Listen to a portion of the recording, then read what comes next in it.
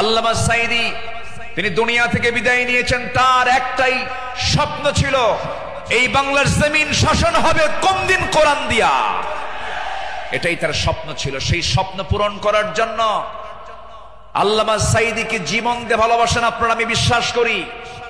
কারণ 100 বছরের ইতিহাসে এমন রেকর্ড নাই। আল্লামা সাঈদীর শুধু ফাঁসির রায় দিয়েছিল, সেই রায়কে কেন্দ্র করে একই দিনে শতাধিক মুসলমান শাহাদাত বরণ করেছিল। সম্মানিত ভাইয়েরা, তার যে স্বপ্ন এই দেশ আল্লাহর জমিন, আল্লাহর দিন কায়েম হোক, সেই জমিনে দিন কায়েম হওয়ার জন্য যদি বুকের তাজা প্রাণ ঢেলে দিতে হয়, বুকের তাজা রক্ত ঢেলে দিতে হয়, জানমাল দিতে হয়, সবাইকে রাজি আছেন? রাজি আছেন কারা কারা? হাত উঁচু করে দেখান মুসলমান।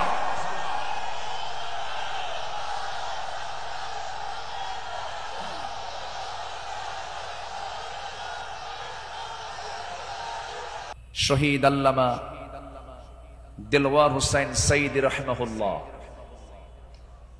তিনি সর্বশেষ এই ময়দানে কথা বলেছেন 2006 সালে। এরপর পৃথিবীতে বেঁচে থাকার পরেও তিনি এই মাহফিল আসতে পারেন নাই। তিনি আসতে চেয়েছেন কিন্তু আসতে দেওয়া হয় নাই। তিনি আজকে আমাদের মাঝ থেকে বিদায় নিয়েছেন। তিনি আলমে বারজাখে আছেন। শুরুতেই আমরা তার রূহের মাগফিরাত কামনা করছি। আল্লাহ তুমি তার কবরটাকে জান্নাতের টুকরা বানায়া দাও। সম্মানিত ভাইয়েরা, আজকে যদি তিনি বেঁচে থাকতেন, এই চেয়ারে বসার যোগ্যতা তো আমাদের নাই। আমি তো জানি আমার এলেম কালাম কদ্দুর। আমি আব্দুল্লাহ আমিন, লা ইলমা লানা ইল্লা মা আল্লামতানা। আজকে এই চেয়ারে তাকি মানায়। তিনি দুনিয়া থেকে বিদায় নিয়েছেন। তার বড় শখ দুটো ছিল, একটা হলো আল্লাহর ঘর জিয়ারা করা, তিনি প্রায় প্রায় বলতেন, আর আরেকটা হলো তিনি যেন বের হয়ে কোরআনের এই ময়দানের জন্য তিনি কথা বলতে পারেন। কিন্তু বাতিল শক্তিরা তাকে সেই তার চাওয়াটা পূরণ করতে দেয়নি। 2023 সালের 13ই আগস্ট চিকিৎসার নাম করে সুস্থ একজন মানুষকে জেলখানা থেকে বের করে হসপিটালে জোর করে ভর্তি করিয়ে ইনজেকশন পুশের মধ্য দিয়ে পয়জনিং করে বিষ প্রয়োগ করে দিল্লির প্রেসক্রিপশনে তাকে হত্যা করা হয়েছে। তাফসীর মাহফিলের এই প্ল্যাটফর্ম থেকে সুস্পষ্ট ভাষায় জানান দিতে চাই, আল্লামা সাঈদীর মতো এই কিংবদন্তির হত্যার সঙ্গে জড়িত চূড়ান্ত শাস্তি নিশ্চিত করা হোক। এ মতের পক্ষে রাজি আছেন কারা কারা? হাত উঁচু করে দেখান মুসলমান।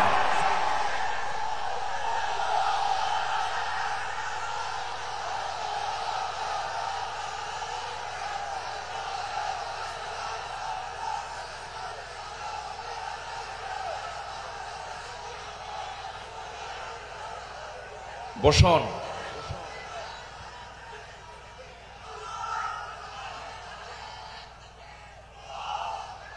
বসুন। সম্মানিত ভাইয়েরা, আজকের এই তাফসীর মাহফিলে তার নাম, জি বসুন বসুন বসুন বসুন। আজকের এই তাফসীর মাহফিলে তার যদি নামটা না নেওয়া হয় শুরুতে, বড় কৃপণতা হয়ে যাবে। সম্মানিত বন্ধুগণ, এই মাহফিল আবার 1.5 যুগ পরে শুরু হলো। এই মাহফিলকে তুমি আল্লাহ কিয়ামত পর্যন্ত কবুল করে নাও। এই মাহফিলের শুরু থেকে নিয়ে আজ পর্যন্ত যারা জড়িত আছেন, যারা বেঁচে আছেন, তাদের প্রতি খাস রহমত নাজিল করো, এবং যারা দুনিয়া থেকে বিদায় নিয়েছেন কবরগুলোকে জান্নাতের নূর দিয়ে মুনাফফার করে দাও। সম্মানিত ভাইয়েরা, আমি আলোচনার সূচনায় সর্বকালের সর্বযুগের সর্বশ্রেষ্ঠ গ্রন্থ, complete and balanced code of life, আল কোরআন আল মজিদের গুরুত্বপূর্ণ একটি সূরা, সূরাতুত তাওবার একটি আয়াত আমি তেলাওয়াত করেছি। সূরা তাওবার 100 নম্বর আয়াত আমি তেলাওয়াত দিয়ে শুরু করেছি। আয়াতটিকে সামনে রেখে কিছু কথা আমি বলতে চাচ্ছি। আল্লাহ যেন আমার মুখ থেকে সেই কথাগুলি বের করে দেন যে কথাগুলো মুসলিম উম্মার জন্য এই মুহূর্তে দারুণ প্রয়োজন। সম্মানিত হাজিরিন, এই পৃথিবীতে শ্রেষ্ঠ মানুষ হচ্ছেন আম্বিয়ে কেরাম, এবং পৃথিবীর প্রথম মানুষও একজন নবী ছিলেন, সাইয়্যিদানা আদম আলাইহিস সালাতু ওয়াস সালাম। এবং এটার সিলসিলা শেষ হয়েছে খাতামুন নবিয়্যিন, সরওয়ারে কায়নাত, রাহমাতুল লিল আলামিন, রাহমাতে আলম, নবী মুকাররম জনাবে রাসূলুল্লাহ সাল্লাল্লাহু আলাইহি ওয়াসাল্লাম। তার সময় এসে নবুয়তের এই সিলসিলা শেষ হয়েছে। এরপরে যাদের সম্মান মর্যাদা আল্লাহ পাক সবচাইতে বেশি দিয়েছেন তারা হচ্ছেন সাহাবায়ে কেরাম। আল্লাহ তাআলা তাদের সম্মান, তাদের মর্যাদা অনেক বেশি দিয়েছেন, এবং আল্লাহ নিজে তাদের শানে বলেছেন রাদিয়াল্লাহু আনহুম, আল্লাহ তাদের উপরে সন্তুষ্ট হয়েছেন। আল্লাহ নিজে যদি বলেন আমি তাদের উপরে সন্তুষ্ট হয়েছি, তাদের হবে জান্নাত হবে, এটাই স্বাভাবিক। সেই সাহাবে কেরামদের জীবন থেকে কিছু কথা, আমার নবীর আদর্শে গড়া সাহাবীদের বিপ্লবী জীবন, মুমিনের অনুসরণীয় পথ, এই বিষয়ে আমি আজকে কিছু কথা বলতে চাচ্ছি। ওয়ামা তাওফীকি ইল্লা বিল্লাহ আলাইহি তাওয়াক্কালতু ওয়া ইলাইহি উনীব। আসুন সোজা আমরা আলোচনার দিকে চলে যাই। যেহেতু এক রাত আমি পেয়েছি, আল্লামা সাঈদ রাহিমাহুল্লাহ এমন একজন ব্যক্তি ছিলেন, একটানা একজন আলোচক 5 দিন একই প্ল্যাটফর্মে কথা বলেছেন। এমন রেকর্ড বাংলার জমিন আজ পর্যন্ত কেউ দেখাতে পারেন নাই। বলি আলহামদুলিল্লাহ, জোরে বলি আলহামদুলিল্লাহ। সম্মানিত হাজিরিন, আমরা যে কিতাব নিয়ে বসেছি, এই কিতাব আসমানি কিতাব। পৃথিবীর সকল কিতাব হলো দুনিয়ার, আর এই কিতাব হলো আসমানি, স্বতন্ত্র একটি কিতাব। আল্লাহ রাব্বুল আলামিন তার কালামে তার পরিচয় দিয়ে অনেক সূরার সামনে আগে এই কিতাবের সৌন্দর্য তুলে ধরেছেন, এই কিতাবের পরিচয় আগে তুলে ধরেছেন। যেমন কোরআন খোলার সঙ্গে সঙ্গেই আমরা পেয়ে যাই আমার রবের পরিচয় আলহামদুলিল্লাহি রাব্বিল আলামিন। এরপরে আমরা যখন সেকেন্ড সূরাতে আসি তখন পেয়ে যাই এই কিতাবের পরিচয় যালিকাল কিতাব লা রাইবা ফীহি। আবার আলে ইমরানে আসেন, এরকম পরিচয় পাওয়া যায়। সূরা ইয়াসিন, সূরা রহমান, সূরা ইউসুফ, অনেক সূরার শুরুতে আল্লাহ রাব্বুল আলামিন আগে এই কিতাবের সৌন্দর্য তুলে ধরেছেন। আল্লাহ রাব্বুল আলামিন বলেন আর রহমান আল্লামাল কুরআন খালাকাল ইনসানা আল্লামাহুল বায়ান আশ-শামসু ওয়াল কমারু বিহুসবানিন ওয়ান নাজমু ওয়াশ-শাজারু ইয়াসজুদান। জোরে বলুন আল্লাহু আকবার। তিনি রহমান, যিনি বান্দাকে কোরআন শিক্ষা দিয়েছেন। আবার ইয়াসিনে চলে যান, ইয়াসিন ওয়াল কুরআনিল হাকীম ইন্নাকা লামিনাল মুরসালিন আলা সিরাতিম মুস্তাকিম। আল্লাহ রাব্বুল আলামিন এই কিতাবের পরিচয় অনেক সূরার শুরুতেই দিয়েছেন। আগে কিতাব সম্পর্কে বান্দা বুঝে নাও। সচরাচর অন্য কিতাবের মতো এই কিতাব এমনটা নয়। আল্লাহ রাব্বুল আলামিন এই বান্দার জন্য কিতাবটাকে কি করে দিয়েছেন? আল্লাহ রাব্বুল আলামিন বলেন, তিবিয়ানাল লিকুল্লি শাই, তোমার জীবনের জন্য যা কিছু প্রয়োজন সব আয়োজন আমি এর মধ্যে করে দিয়েছি, কোথাও যাওয়ার দরকার নাই। ফাআইনা তাযহাবুন ইন হুয়া ইল্লা যিকরুল লিল আলামিন লিমান শাআ মিনকুম আন ইয়াস্তাকিম ওয়া মা তাশাউনা ইল্লা আন ইয়াশা আল্লাহু রাব্বুল আলামিন। জোরে বলুন আল্লাহু আকবার। তুমি কোথায় যাও? কোন পথে দৌড়াচ্ছ? দুনিয়ার কোন তন্ত্র মন্ত্রের দিকে দৌড়াও?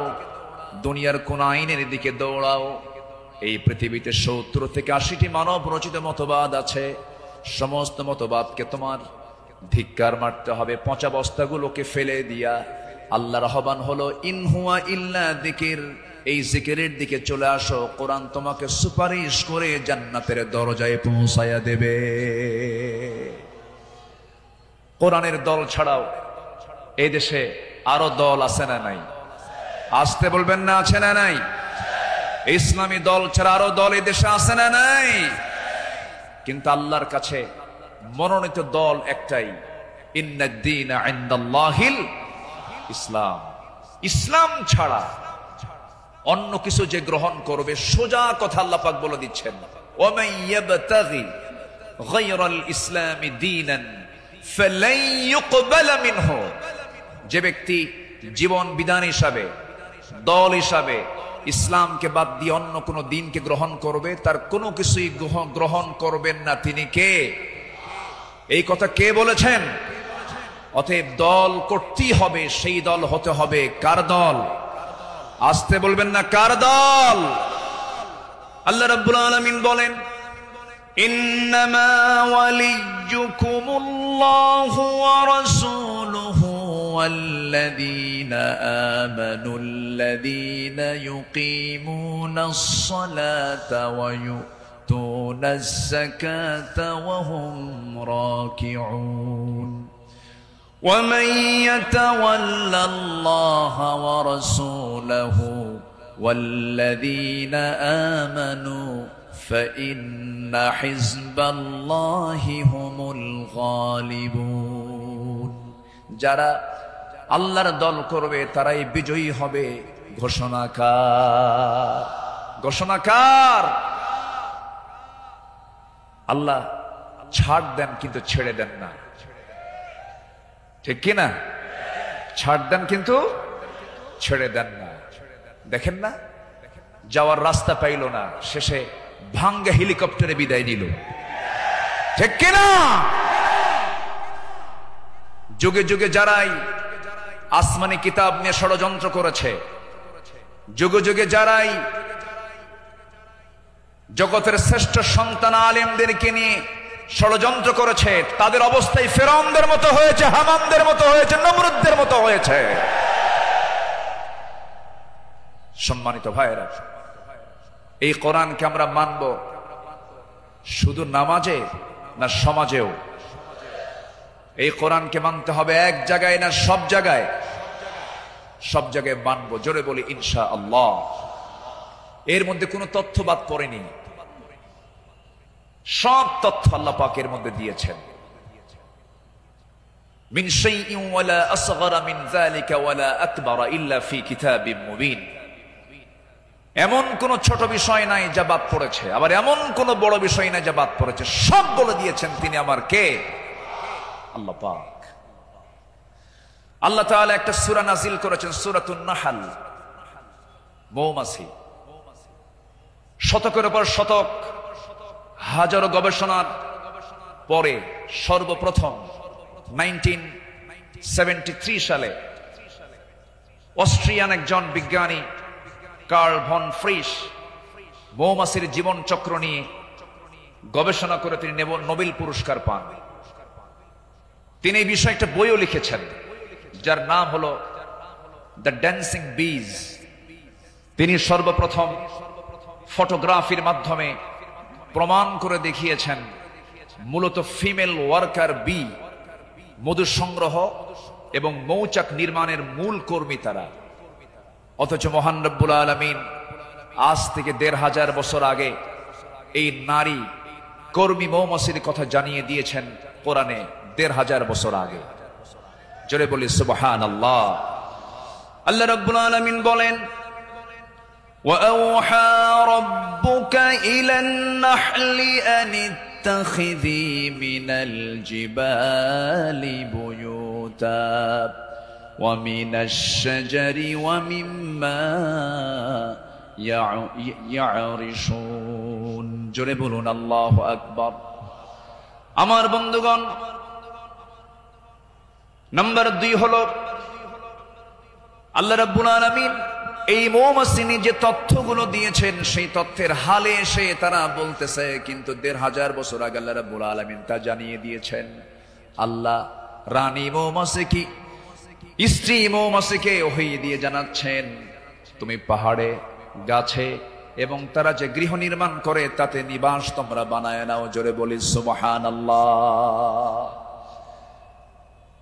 নাম্বার ২, তিনি প্রমাণ করেছেন যখন একটি কর্মী মৌমাছি নতুন ফুলের বাগান বা উদ্যান খুঁজে পায় তখন সে অন্য মৌমাছিদের সঠিক পথের দিক নির্দেশনা দেয়। কার্ল ভন ফ্রিচ এই নাচের নামটা দেন হচ্ছে ওয়াগল ড্যান্স, যা পৃথিবী জুড়ে সাড়া ফেলে। অথচ এই তথ্য কোরআনের কাছে অনেক পুরাতন। মহান আল্লাহ তাআলা ১৫০০ বছর আগে এটাও জানিয়ে দিয়েছেন। জোরে বলি সুবহানাল্লাহ।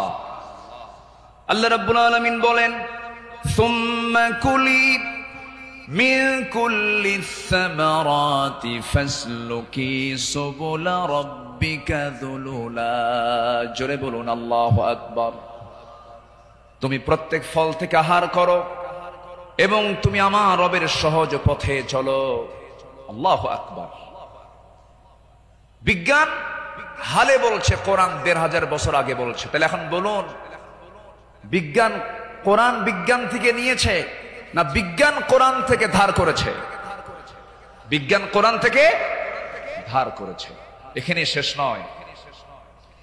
নাম্বার ৩, বর্তমান সময়ে বিজ্ঞানীরা নিখুঁত গবেষণার মাধ্যমে প্রমাণ করেছেন আসলে মধু বের হয় মৌমাছির পেট থেকে। মৌমাছির পেট থেকে। এই আশ্চর্য তথ্যটিও মহান রব্বুল আলামিন ১৫০০ বছর আগেই জানিয়ে দিয়েছেন। সুবহানাল্লাহ। আল্লাহ রব্বুল আলামিন বলেন, ইয়াখরুজু মিন বুতুনিহা শারাবুম মুখতালিফুন আলওয়ানুহু ফীহি শিফাউন লিন-নাস ইন্না ফী যালিকা লাআয়াতান লিকাওমিন ইয়াতাফাক্কারুন। জোরে বলুন আল্লাহু আকবার। তার পেট থেকে এমন পানীয় বের হয় যার রং ভিন্ন ভিন্ন, যাতে রয়েছে মানুষের জন্য রোগ নিরাময়। নিশ্চয় এতে নিদর্শন রয়েছে সেই কওমের জন্য যারা চিন্তা করে। জোরে বলি সুবহানাল্লাহ। আল্লাহ তাআলার কি একটা ফার্মাসিউটিক্যাল কোম্পানি, কি বিশাল বড় একটা ফ্যাক্টরি আল্লাহ পাক মৌমাছিকে এই দায়িত্ব দিয়ে দিয়েছে। ১ পাউন্ড মধু বানাতে ৫৫০ মৌমাছিকে প্রায় ২০ লাখ ফুলে ভ্রমণ করতে হয়। সুবহানাল্লাহ বলবেন না? সেখানে একটা কর্মী মৌমাছিকে ৮০,০০০ কিলোমিটার পথ অতিক্রম করতে হয়। অন্য একটি গবেষণায় এসেছে ১৪.৫ লাখ কিলোমিটার পথ অতিক্রম করতে হয়, যা দিয়ে পুরো পৃথিবীটাকে ৩ বার প্রদক্ষিণ করা সম্ভব। শুধু ১ পাউন্ড মধু তৈরিতে মৌমাছির এত কষ্ট করতে হয়। আল্লাহু আকবার বলেন। মহান আল্লাহ তাআলা এই মৌমাছির মধ্যে সঠিক পরিমিত তাপমাত্রা বোঝার মতো আশ্চর্য একটা ক্ষমতা দিয়েছেন। মৌচাকের সঠিক তাপমাত্রা ৩৫ ডিগ্রি সেলসিয়াস থাকা প্রয়োজন। যদি কখনো তাপমাত্রা এর কম 30 ডিগ্রিতে নেমে আসে, তখন মৌমাছিগুলো সবাই একত্রিত হয়ে তাদের ডানাগুলো ঝাঁপিয়ে তাপমাত্রা বৃদ্ধি করে। জোরে বলে সুবহানাল্লাহ। আবার যদি কখনো তাপমাত্রা যদি বেড়ে যদি 40 ডিগ্রি হয়ে যায়, তখন আবার তারা উল্টো দিকে ডানা ঝাপচিয়ে মৌচাকে তাপমাত্রা ঠান্ডা করে। তখন আবারও 35 ডিগ্রি তাপমাত্রায় নিচে স্বাভাবিক হয়ে যায়, নিচে নেমে আসে। এগুলো কার কুদরত? আসতে বলবেন না, কার কুদরত? আল্লাহর কুদরত। সম্মানিত ভাইয়েরা, আল্লাহ রাব্বুল আলামিন এই কিতাবের ভিতরে হাদিদ নামে, লোহা নামে একটা সূরা নাজিল করেছেন। সূরার নাম কি? হাদিদ, লোহা। লোহা ছাড়া কিছুই হয় না। এই লোহা নিয়ে বিজ্ঞান গবেষণা করে বলছে, আধুনিক বিজ্ঞান বলতেছে লোহার সৃষ্টি পৃথিবীতে নয়, বরং লোহা এসেছে বহির জগৎ থেকে, আকাশ থেকে। কারণ পৃথিবীর পরিবেশে লোহা উৎপাদনের জন্য অনুপযোগী। কেননা সূর্যের যে তাপমাত্রা লোহা উৎপাদনের জন্য যথেষ্ট নয়। সূর্যের কেন্দ্রের তাপমাত্রা হলো 15 মিলিয়ন ডিগ্রি সেলসিয়াস, আর সূর্যের পৃষ্ঠে অর্থাৎ ফটোস্ফিয়ারের তাপমাত্রা হচ্ছে 5.5 থেকে 6,000 ডিগ্রি সেলসিয়াস। অথচ লোহা উৎপাদনের জন্য আনুমানিক 5 বিলিয়ন ডিগ্রি সেলসিয়াস প্রয়োজন। বিজ্ঞানীদের ধারণা কোন সুপারনোভা বিস্ফোরণ থেকেই এই লোহার আগমন ঘটে থাকতে পারে। অথচ মহান রব্বুল আলামিন 1500 বছর আগেই সূরা হাদিদে জানিয়ে দিয়েছেন আল্লাহ পাক লোহা নাজিল করেছেন। সুবহানাল্লাহ বলবেন না? আল্লাহ রাব্বুল আলামিন বলেন, وَأَنزَلْنَا الْحَدِيدَ فِيهِ بَأْسٌ شَدِيدٌ وَمَنَافِعُ لِلنَّاسِ। সূরাতুল হাদিদ আয়াত নম্বর 25। মহান রব্বুল আলামিন বলেন, আমি লোহা নাজিল করেছি যাতে রয়েছে প্রচন্ড শক্তি, মানুষের জন্য বহুবিধ উপকার। জোরে বলি সুবহানাল্লাহ। তাহলে বিজ্ঞান এগুলো প্রমাণ করেছে না কোরআন থেকে ধার করেছে? কোরআন থেকে ধার করেছে। বিজ্ঞান দিয়ে কোরআন যাচাই হবে না, কোরআন দিয়ে বিজ্ঞান যাচাই হবে। কোন আইন দিয়ে কোরআনকে ব্যর্থ করার চেষ্টা করলে সে ব্যর্থ হবে। কোরআন দিয়ে পৃথিবীর সকল আইনকে ব্যর্থ করতে হবে। যারা বলেন কোরআন আর রাজনীতি ভিন্ন বিষয়, তাদের নতুন করে ঈমান আনতে হবে। কোরআন হচ্ছে আইন এবং প্রশাসনের চলন্ত বিশ্বকোষ। এটা দিয়েই নামাজ যেমন চলতে পারে, সমাজও চলতে পারে। কোরআন দিয়ে ক্যান্টনমেন্ট চলবে, কোরআন দিয়ে প্রশাসন চলবে। কোরআন দিয়ে চলতে পারে না এমন কোন প্ল্যাটফর্ম নেই, কোরআন দিয়ে সব চলবে, এটাই স্বাভাবিক। এই বিশ্বাস যার আছে তার ঈমান আছে, এই বিশ্বাস যার নাই তার ঈমান নাই, নাই, নাই।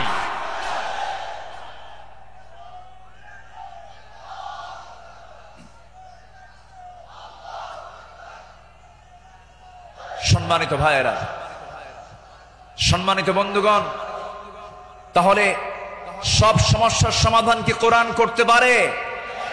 আসতে বলবেন না, পারে। এখন বাংলাদেশের সবচাইতে বড় সমস্যা কি জানেন? গদি সমস্যা। কি সমস্যা বলেন? গদি সমস্যার সমাধান তো মনে হয় কোরআনে নাই। একটা আয়াত আছে, আয়াতুল কুরসি। আয়াতুল কুরসি। কুরসিউন মানে কি? গদি। কুরসিউন মানে কি? গদি। গদিটা মূলত কার?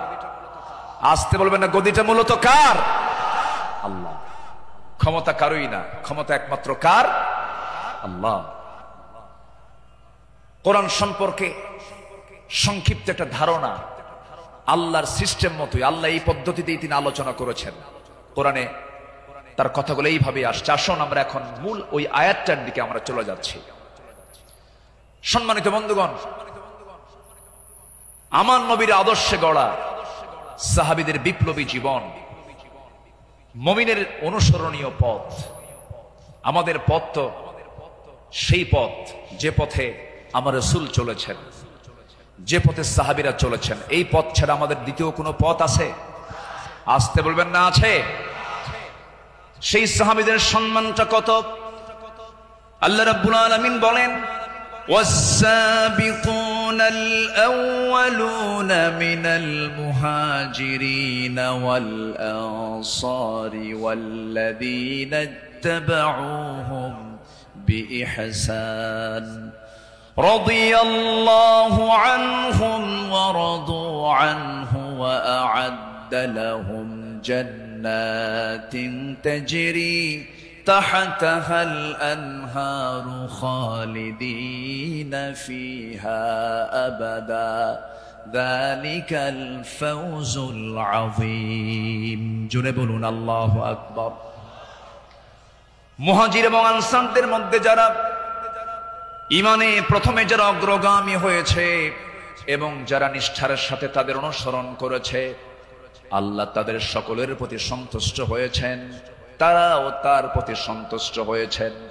আল্লাহ তাদের জন্য এমন জান্নাত রেখে দিয়েছেন যার নিচ দিয়ে নহর প্রবাহিত। আল্লাহ তাআলা সেই জায়গায় তাদেরকে চিরকাল রাখবেন, আর এটার চাইতে মহা সাফল্যের অন্য কিছু হতে পারে না। জোরে বলি সুবহানাল্লাহ। আমার ভাইরা, যাদের প্রতি আল্লাহ রাজি হন তারাই তো আমাদের অনুসরণীয় হওয়ার কথা। যারা আল্লাহর রহমত প্রাপ্ত বান্দা, যাদের দুনিয়াতে জান্নাতের সংবাদ দিয়েছেন, এমন 10 জন সাহাবী ছিলেন যাদেরকে আল্লাহ রাব্বুল আলামিন দুনিয়াতে জান্নাতের সংবাদ তাদের কানে শুনিয়ে দিয়েছেন। জোরে বলি সুবহানাল্লাহ। একজন সাহাবীকে যদি কেউ ফলো করতে পারে তার জন্য জান্নাত ইজি হয়ে যাবে। আস-সাহাবাতু কান-নুজুম, সাহাবীরা হচ্ছে আকাশের নক্ষত্রের সমান। আল্লাহু আকবার বলেন। সম্মানিত ভাইয়েরা, মুমিনদের অনুসরণীয় যে পথ, আমি 10টা পয়েন্ট আমি কথা বলতে চাই। নাম্বার 1, আল্লাহ এবং রাসূলের প্রতি বিনম্র চিত্তে অটুট আনুগত্য।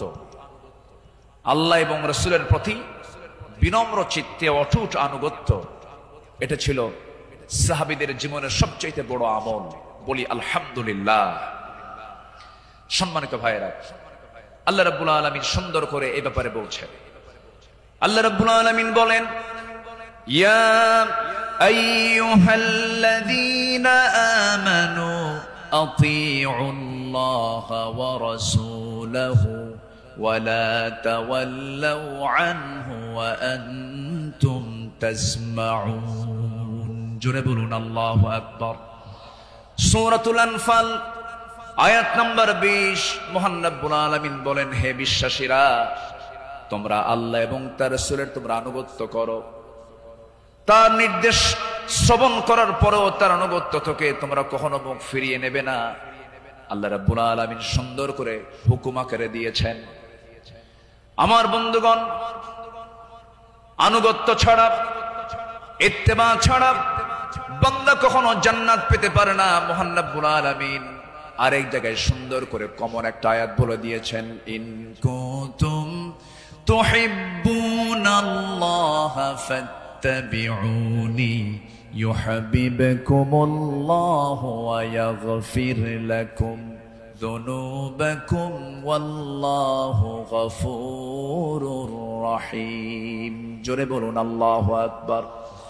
কি মুহাম্মদ সে ওয়াফা तूने तू हम तेरे है, ये है जहां चीज है क्या लौह कलम तेरे है। मुहम्मद के যদি ভালোবাসো, ভালোবাসা পাবে আমার। লৌহ কলম লুভিবে তোমরা, মাটির পৃথিবী সেকোন ছাড় সব পেয়ে যাবে, কিন্তু নিজের জীবনের চাইতে রাসূলকে বেশি ভালোবাসতে হবে এবং তার ইত্তেবা করতে হবে। সাহাবীরা তা দেখিয়ে দিয়েছেন তাদের প্র্যাকটিক্যাল লাইফে। ইতিহাস তো একই, সবার কম বেশি জানা আছে। একজন সাহাবী ছিলেন যিনি রাসূলকে কি পরিমাণ ভালোবেসেছেন। আমার নবীজি বদর যুদ্ধের ডাক দিয়েছেন। বদর যুদ্ধের দিন আমার নবীজি রোজা ভাঙ্গার নির্দেশ দিয়ে বললেন, সাহাবীরা কে আছো, আমার ডাকে সাড়া দিয়ে বদর প্রান্তরে পৌঁছবে। তোমরা কি জানো আজকের এই দিন হচ্ছে সেই দিন যেদিন সন্তান পিতার বিরুদ্ধে যুদ্ধে নামবে। আজকের দিন তো সেই দিন যেদিন পিতা তার সন্তানের বিরুদ্ধে যুদ্ধে নামবে। আজকে গোত্র গোত্রের যুদ্ধ, আত্মীয় আত্মীয়র যুদ্ধ, জামাই শ্বশুরের সামনে মুখোমুখি হয়ে যাবে। তোমরা কি পারবে আজকের এই যুদ্ধের ময়দানে আমার আনুগত্যের মধ্য দিয়ে বাতিলদের মোকাবেলা করতে? সাহাবীরা সামনে দাঁড়িয়ে বললেন, ইয়া রাসূলুল্লাহি, আমরা রোজাও রাখবো, বাতিলদের বিরুদ্ধে মোকাবেলার সামনে দাঁড়িয়ে যাব। আমার রাসূল বললেন, আজকের দিনে রোজা রাখার প্রয়োজন নেই, ফাইদ্দাতুম মিন আইয়ামিন উখর, চলো আমরা জিহাদের প্রস্তুতি নিয়ে ফেলি। আমার নবীজি যুদ্ধের ময়দানে হাজির হয়ে গেলেন। আমার নবীজি যুদ্ধের ময়দানে যখন দাঁড়ালেন, 313 জন সাহাবী নিয়ে বদর নামক প্রান্তরে, রমজান মাস, আমার নবীজির সামনে যখন দাঁড়ালেন, যুদ্ধ শুরু হয়ে গেছে। ওই যুদ্ধের ময়দানে 313 জন সাহাবীর ভিতরে 2 জন সাহাবী ছিলেন, তাদের বয়স একদম কম ছিল, মুআজ এবং মুআজ। এই 2 জন ছোট্ট সাহাবী, 11 এবং 13 বছর বয়স। এই 2 জন সাহাবী নবীর কাছ থেকে পারমিশন নিয়ে নিলেন, যুদ্ধের ময়দানে গিয়া প্রথম কাতারে দাঁড়ায় গেছে। এক সাহাবীকে ডাক দিয়ে বলছে, ও আমার চাচা, আবু জেহেল কোথায়? আবু জেহেল দিয়ে কি করবা? সঙ্গী সঙ্গী ছোট্ট 2 জন দারাজ গলায় দারাজ কণ্ঠে বলে ফেলতেছে, আমরা শুনেছি আবু জেহেল নাকি রাসূলকে খুব কষ্ট দিত, খুব জুলুম করত। আজকে আমরা কারো বিরুদ্ধে যুদ্ধ করতে আসি নাই, আবু জেহেলকে আজকে দুনিয়া থেকে বিদায় করার জন্য আজকে আমরা যুদ্ধে হাজির হয়েছি। ছোট্ট বাচ্চা মানুষ, ছোট কিন্তু ইমান খুব বড়, মজবুত ইমান। এই ছোট্ট বাচ্চার কথা শুনে ওই সাহাবী আশ্চর্য হয়ে গেলেন। সাহাবী আশ্চর্য হয়ে বলতেছে, তোমরা কি তাকে সত্যি হত্যা করবে নাকি? হত্যা করব। ওই যে দেখা যায় ঘোড়ার পিঠে বসে আছে, 2 দিকে পা ছেড়ে দেওয়া। শুধু বলতে দেরি হয়েছে, যেতে দেরি হয় নাই। সিংহের মতো গর্জন দিয়া বাস পাখির মতো উড়ন্ত হয়ে দৌড় মারা শুরু করে দিয়েছে। আবু জেহেলের 2 পাশে 2 জন দাঁড়ায় গেছে। লোকজন টের পায় না এটা কোন গ্রুপের মানুষ।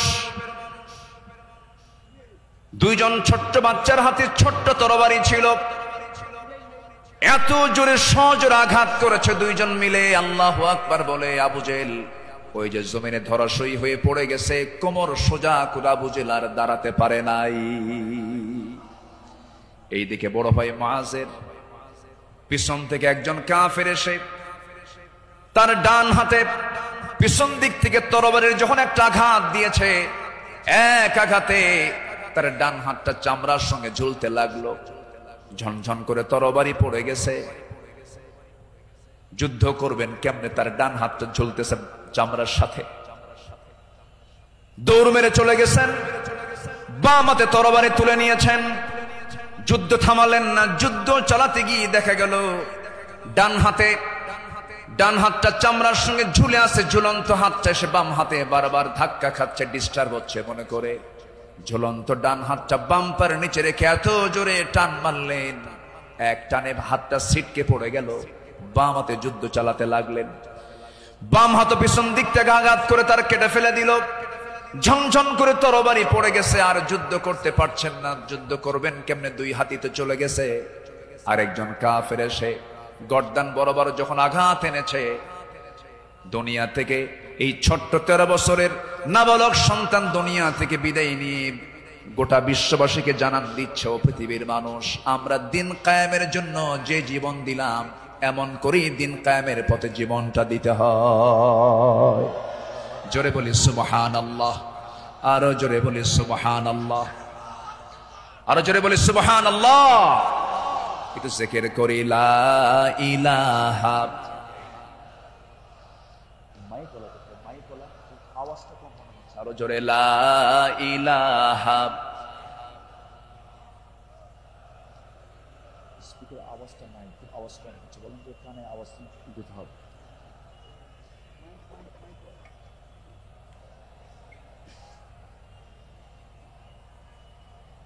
আওয়াজ আওয়াজটা বাড়াও, আওয়াজটা দাও, আওয়াজ কমে গেছে।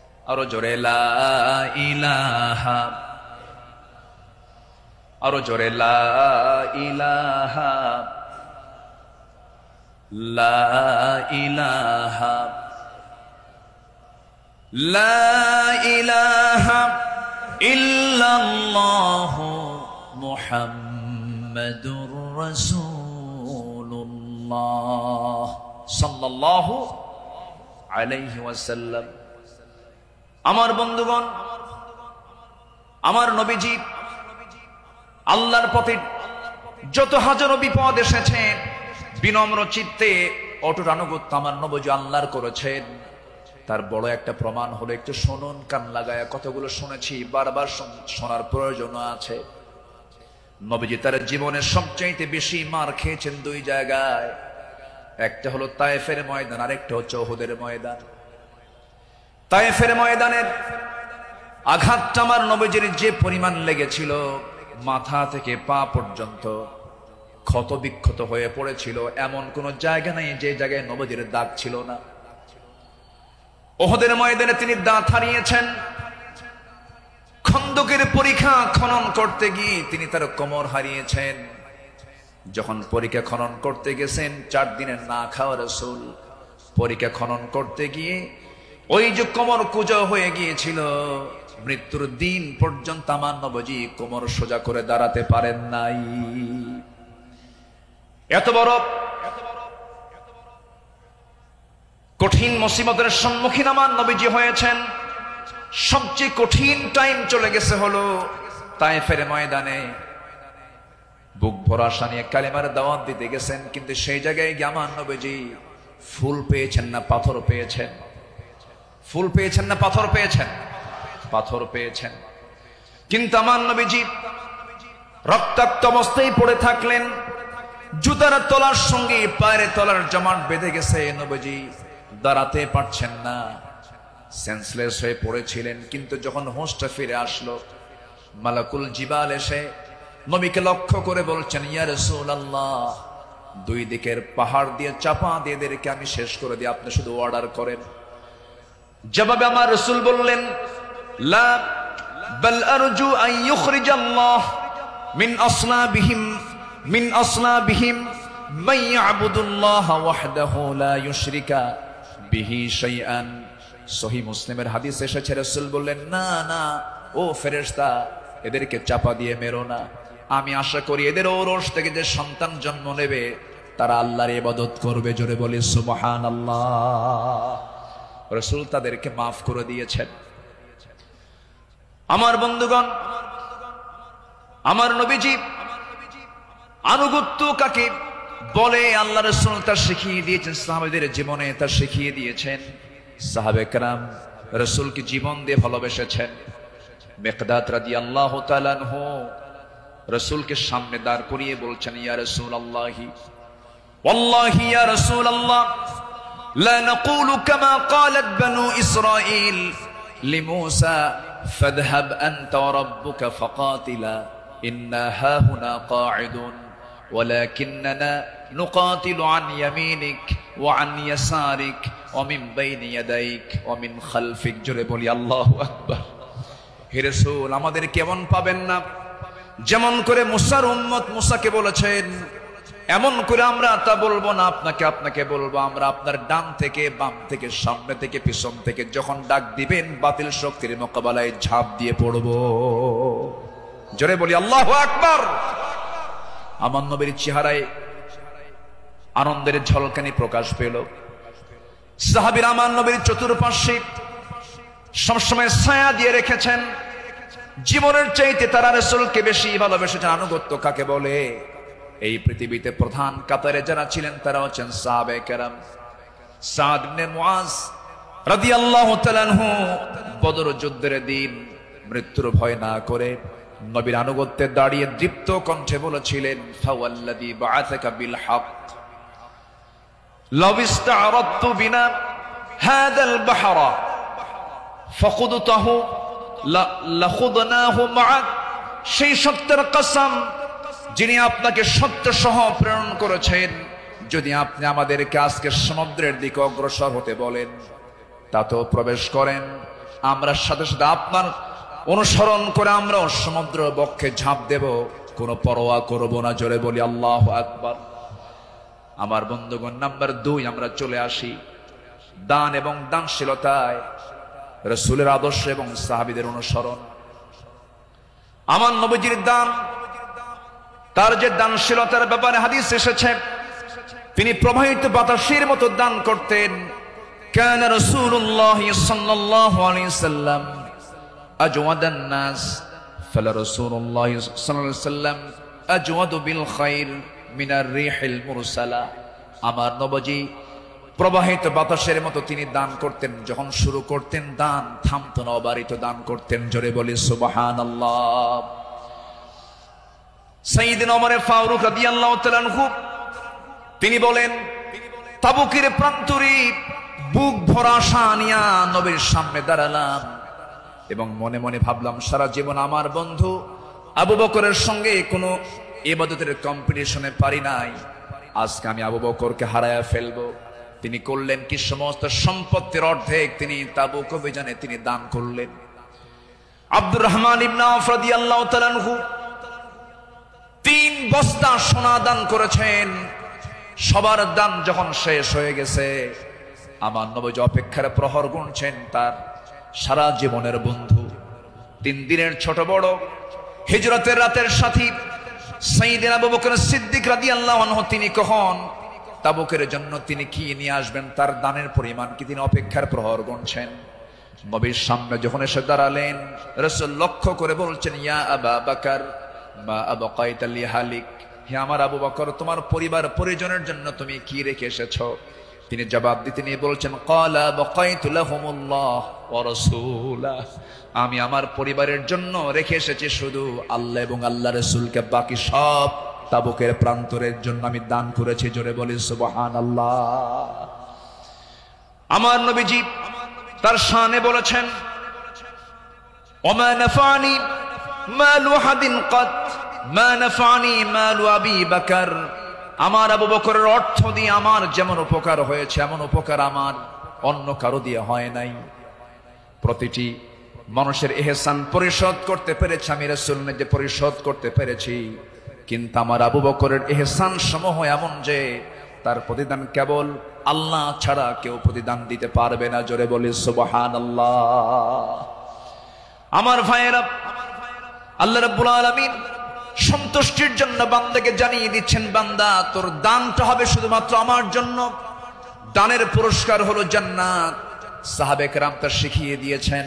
আল্লাহ রাব্বুল আলামিন বলেন, মাসালুল লাযীনা ইউনফিকুনা আমওয়ালাহুম ফি সাবিলিল্লাহি কামাসালি হাববাতিন أنبتت 7 سنابل في كل سنبلة 100 حبة والله يضاعف لمن يشاء والله واسع عليم। জোরে বলুন আল্লাহু আকবার। যারা আল্লাহর পথে তাদের সম্পদ ব্যয় করে, তাদের উপমা হলো একটা বীজের মতো, যা উৎপন্ন করলো 7টা শীষ, প্রতিটি শীষে রয়েছে 100 দানা। তারা আর আল্লাহ যাকে চান তার জন্য এমন করেই বাড়িয়ে দেন। আল্লাহ হচ্ছেন সবচাইতে প্রাচুর্যময় এবং সর্ব বিষয়ে জ্ঞানী। জোরে বলি সুবহানাল্লাহ। নাম্বার 3 হলো আদল এবং ইহসানের মূর্ত প্রতীক ছিলেন রাসূল এবং সাহাবে কেরাম। আদল কাকে বলে, ইনসাফ কাকে বলে, ইহসান কাকে বলে, যদি আমরা মডেল হিসেবে গ্রহণ করব আমার নবী এবং সাহাবে কেরামকে। আল্লাহ রাব্বুল আলামিন এই শানে বলেছেন, ইন্নাল্লাহা ইয়া'মুরু বিল আদলি ওয়াল ইহসানি ওয়া ইতাই যিল কুরবা ওয়া ইয়ানহা আনিল ফাহশাই ওয়াল মুনকারি ওয়াল বাগি ইয়া'iদুকুম লা'আল্লাকুম তাযাক্কারুন। জোরে বলুন আল্লাহু আকবার। আমার বন্ধুগণ, আদালত কাকে বলে? সাইয়েদনা ওমর ফারুক রাদিয়াল্লাহু তাআলা আনহু অর্ধ দুনিয়ার শাসনকর্তা, তিনি একদিন ঘোড়া কিনতে গেছেন বাজারে। কি কিনতে গেছেন? ঘোড়া কিনতে গেছেন। আজকের বাজারে যেমন হোন্ডা কিনতে যায়, গাড়ি কিনতে যায়, আগের যুগে মানুষ কিনতে যেত কি? ঘোড়া। সাইয়েদনা ওমর ফারুকের প্রয়োজন, ঘোড়া কিনতে গেছেন। ঘোড়াওয়ালার সঙ্গে কথা বললেন, দামাদামি করে নিলেন, ঘোড়া একটা কিনলেন, দামটা দিয়ে দিলেন, কেনা বেচা হয়ে গেছে, চুক্তি সম্পন্ন হয়ে গেছে। ঘোড়া কিনে নিয়ে বাড়িতে চলে আসবেন। কয়েক মাইল ঘোড়ার পিঠে তিনি চড়েছেন, কয়েক মাইল আসতে না আসতেই তার ঘোড়ার চারটা পা অকেজ হয়ে গেছে। 4 পা যখন অকেজ হয়ে গেছে, সাইয়েদনা ওমর ফারুক একটু খেপে গেলেন, রেগে গেলেন। রেগে গিয়ে সোজা চলে গেছেন সেই ঘোড়াওয়ালার কাছে গিয়ে বলছেন, ঘোড়াওয়ালা, তুমি আমাকে এমন ঘোড়া দিলে কেন? যে ঘোড়াটা আমি 4-5 মাইল যেতে না যদি 4টা পায়ে তার অকেজ হয়ে গেছে, অসুস্থ ঘোড়া দিয়েছ, আমি এই ঘোড়া নেব না। সঙ্গে সঙ্গে ঘোড়াওয়ালা বলছেন, আমিরুল মুমিনিন, আমি আপনাকে যে ঘোড়াটা দিয়েছি সুস্থ ঘোড়া দিয়েছি। আপনি যখন আমার কাছ থেকে ঘোড়াটা কিনতে এসেছিলেন সেই সময় ঘোড়াটা সুস্থ ছিল, আপনার মালিকানা যাওয়ার পরে ঘোড়াটা অসুস্থ হয়ে পড়েছে। সাইয়েদনা ওমর ফারুক একটু খেপে গিয়ে বলছেন, অসুস্থ ঘোড়া আমি নেব না, ঘোড়া ফেরত নাও, টাকাটা আমাকে দিয়ে দাও। এবার ঘোড়াওয়ালা বলছে, আমিরুল মুমিনিন, আমি যত বলবো, আপনি যত বলবেন, কোনো ফায়সালা আসবে না। ঠিক আছে, আমার কথা এবং আপনার কথা দুটা নিয়ে আমরা চলুন, আমরা আদালতে যাই। কোথায় যাই? আদালতে চলে যাই। ইন্নাল্লাহা ইয়া'মুরু বিল আদল, আদালতের সম্মুখীন হয়ে যাই। সাইয়েদনা ওমর ফারুক রাদিয়াল্লাহু তাআলা আনহু তখন অর্ধ দুনিয়ার শাসনকর্তা। এই কথা শোনার সঙ্গে সঙ্গে তিনি তার সকল কথাকে তিনি অফ করে দিলেন, চুপ মেরে গিয়ে বলছেন, ঠিক আছে ঘোড়াওয়ালা, চলো আদালতে হাজির হই, চলো আদালতে ফয়সালা দিয়ে দেবে। চিন্তা করে দেখুন, অর্ধ দুনিয়ার শাসনকর্তা ওমর ফারুক সামান্য এক ঘোড়াওয়ালা মামলা দিচ্ছে, সেই মামলায় তিনি হাজির হচ্ছেন। চলে গেলেন আদালতে। আদালত চত্বরে গিয়ে যখন হাজির হলেন, বিচারালয়ের চেয়ারে বসা একজন কাজী যখন সাইয়েদনা ওমর ফারুককে দেখেছেন, দেখা মাত্রই তিনি দাঁড় হয়ে বলছেন, আমিরুল মুমিনিন, আপনি কেন আদালতে, কি হয়েছে? তিনি এবার বলছেন, বিচারপতি, আমি ঘোড়া কিনতে গেছি, ঘোড়া সে আমাকে অসুস্থ ঘোড়া দিয়েছে, আমি ঘোড়া নেব না, সেজন্য বিচার আদালত পর্যন্ত গড়িয়েছে, কি করা যায়? কাজী সুরাই ইবনুল হারিস আল কিন্দি রাহিমাহুল্লাহ সেই বিচারপতির নাম। তিনি বলছেন, আমিরুল মুমিনিন, দুপক্ষের কথাই তো শুনতে হবে। দুপক্ষের কথাই তিনি শুনলেন। ঘোড়াওয়ালাও তার বক্তব্য দিল, খলিফাতুল মুসলিমিন তিনিও তার বক্তব্য পেশ করলেন, তার কথাগুলো বললেন। দুজনের কথা শোনার পরে কাজী সুরাই ইবনুল হারিস আল কিন্দি রাহিমাহুল্লাহ এবার বলছেন, আমিরুল মুমিনিন, অবশ্যই আপনি সম্মানিত, আপনি খলিফাতুল মুসলিমিন, কিন্তু আদালতটাকে কায়েম করার জন্য আমি আজকে আপনার কাছে দুঃখ প্রকাশ করছি, আজকে এই আদালতের রায়টা আপনার পক্ষে যাবে না, এই রায়টা সম্পূর্ণ ঘোড়াওয়ালার পক্ষে চলে যাবে। আমি আপনাকে বুঝাইয়া দিচ্ছি। এবার তিনি বলছেন, আমিরুল মুমিনিন, আপনি আমার সামনে যে কথা বলছেন, আপনি এই জায়গা থেকে সুস্থ অবস্থায় বাড়ি পর্যন্ত ফিরবেন, তার কোনো গ্যারান্টি আছে নাকি? না, গ্যারান্টি নাই। তাই যদি হয় যে ঘোড়াটা আপনি কিনে নিয়েছেন, সেই ঘোড়াটা সুস্থ অবস্থায় কিনেছেন, আপনার মালিকানায় যাওয়ার পরে ঘোড়াটা অসুস্থ হতেই পারে, অসুস্থ হয়ে গেছে, কিন্তু সেই ঘোড়াটা ফেরত দিয়া আপনি টাকা ফেরত নিবেন, এমনটা তো ইসলাম এলাও করে না। সাইয়েদনা ওমর ফারুক রাদিয়াল্লাহু তাআলা আনহু একটা কথাও বললেন না। আদালত চত্বর থেকে তিনি বের হয়ে গেলেন। পরের দিন তিনি মাজলিসে শুরার বৈঠকে বসলেন, সবাইকে জানান দিলেন যে আমার সমস্ত উপস্থিত সমস্ত পরামর্শ সভার সদস্যবৃন্দ, গতকালকে আমি একজন বিচারপতি পেয়েছি, এত বড় আদিল মানুষ আমি দেখি নাই, এত বড় আদিল, ইমামুন আদিল, এত সুন্দর রায় সে দিয়েছে, তার এত বড় সাহস, সে ব্যক্তির দিকে তাকায় নাই, সে আইনের দিকে তাকাইছে, আদালতের দিকে তাকাইছে। আমি ওমর আমার বিরুদ্ধে সে রায় দিয়েছে, এই লোকটাকে সাধারণ বিচারপতি না বানায় তাকে কেন্দ্রীয় বিচারপতি বানায় দিলাম। আল্লাহু আকবার বলেন। সম্মানিত ভাইয়েরা, সম্মানিত বন্ধুগণ, বিগত 16 বছর যে বিচারগুলো হয়েছে, প্রহসনের বিচার হয়েছে, অনেক মার কোল তারা শূন্য করেছে, অনেক আল্লাহর গোলামের উপরে তারা জুলুম করেছে। 2018 সালে হঠাৎ করে আমার বাড়ি চতুর্দিক থেকে কয়েকশো পুলিশ আমার বাড়ি ঘেরাও করে আমাকে ধরতে গেছে। বিশাল বড় সন্ত্রাসী তো, ধরতে গেছে। তো বললাম, ভাই কি সমস্যা কি, চলেন থানায় যেতে হবে। থানায় নিয়ে গেল। ওসির সামনে বসে আছি, দেখি ওসির চোখের ভিতরে পানি টলমল করছে, অশ্রুপূর্ণ চোখ। তো বললাম, আপনি কান্দেন কেন? হুজুর আমি আপনার খুব ভক্ত। তো ভক্ত তো ধরছেন কেন? বলে যে কি করব হুজুর, চাকরি বাঁচান তো ফরজ, সন্তানাদি আছে, কি করব, উপর থেকে খুব চাপ। হুজুর আপনি আমাকে মাফ করে দিয়েন। কি করবেন? চাকরি বাঁচান তো ফরজ। আমি বললাম, চাকরি বাঁচান ফরজ, ইমান বাঁচান নফল। মামলা একখান দিয়া চালান দিয়ে দিল, কোর্টে না মঞ্জুর করলো, কোনো মঞ্জুর হবে না। সেখান থেকে নিয়ে চলে গেল জেলখানায়। জেলখানায় ঢুকলাম, ঢুকেই দেখি 80-85 বছরের এক বুড়া মানুষ আমারে দেখে লম্বা একখান সালাম দিয়ে বলে, হুজুর আপনি জেলখানায় ঢুকলেন, খুব খুশি হলাম।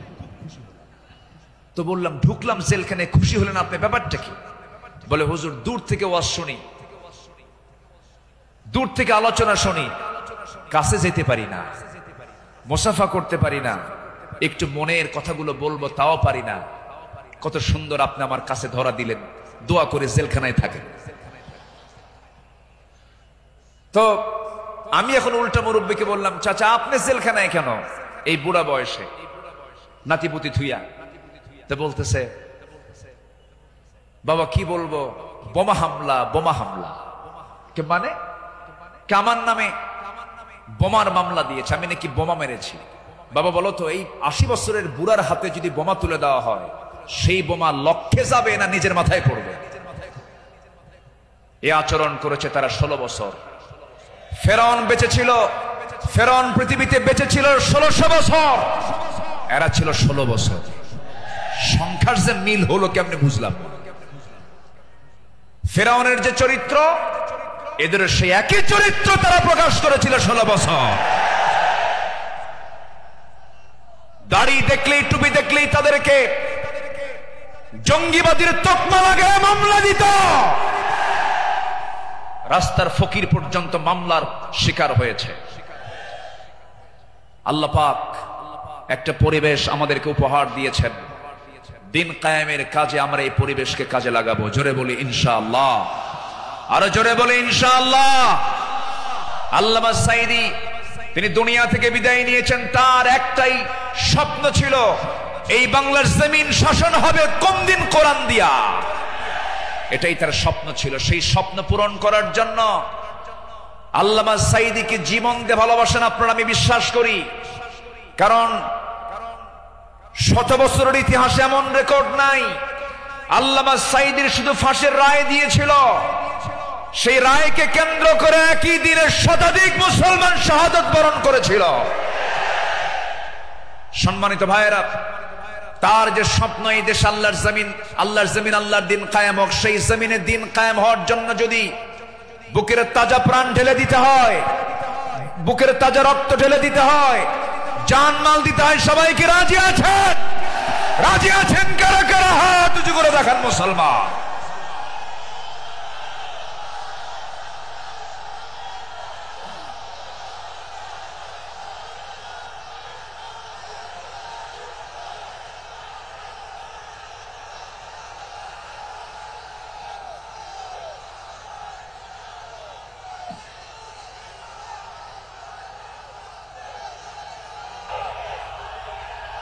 আল্লাহ কবুল করুন, জোরে বলে আমিন, আরো জোরে আমিন।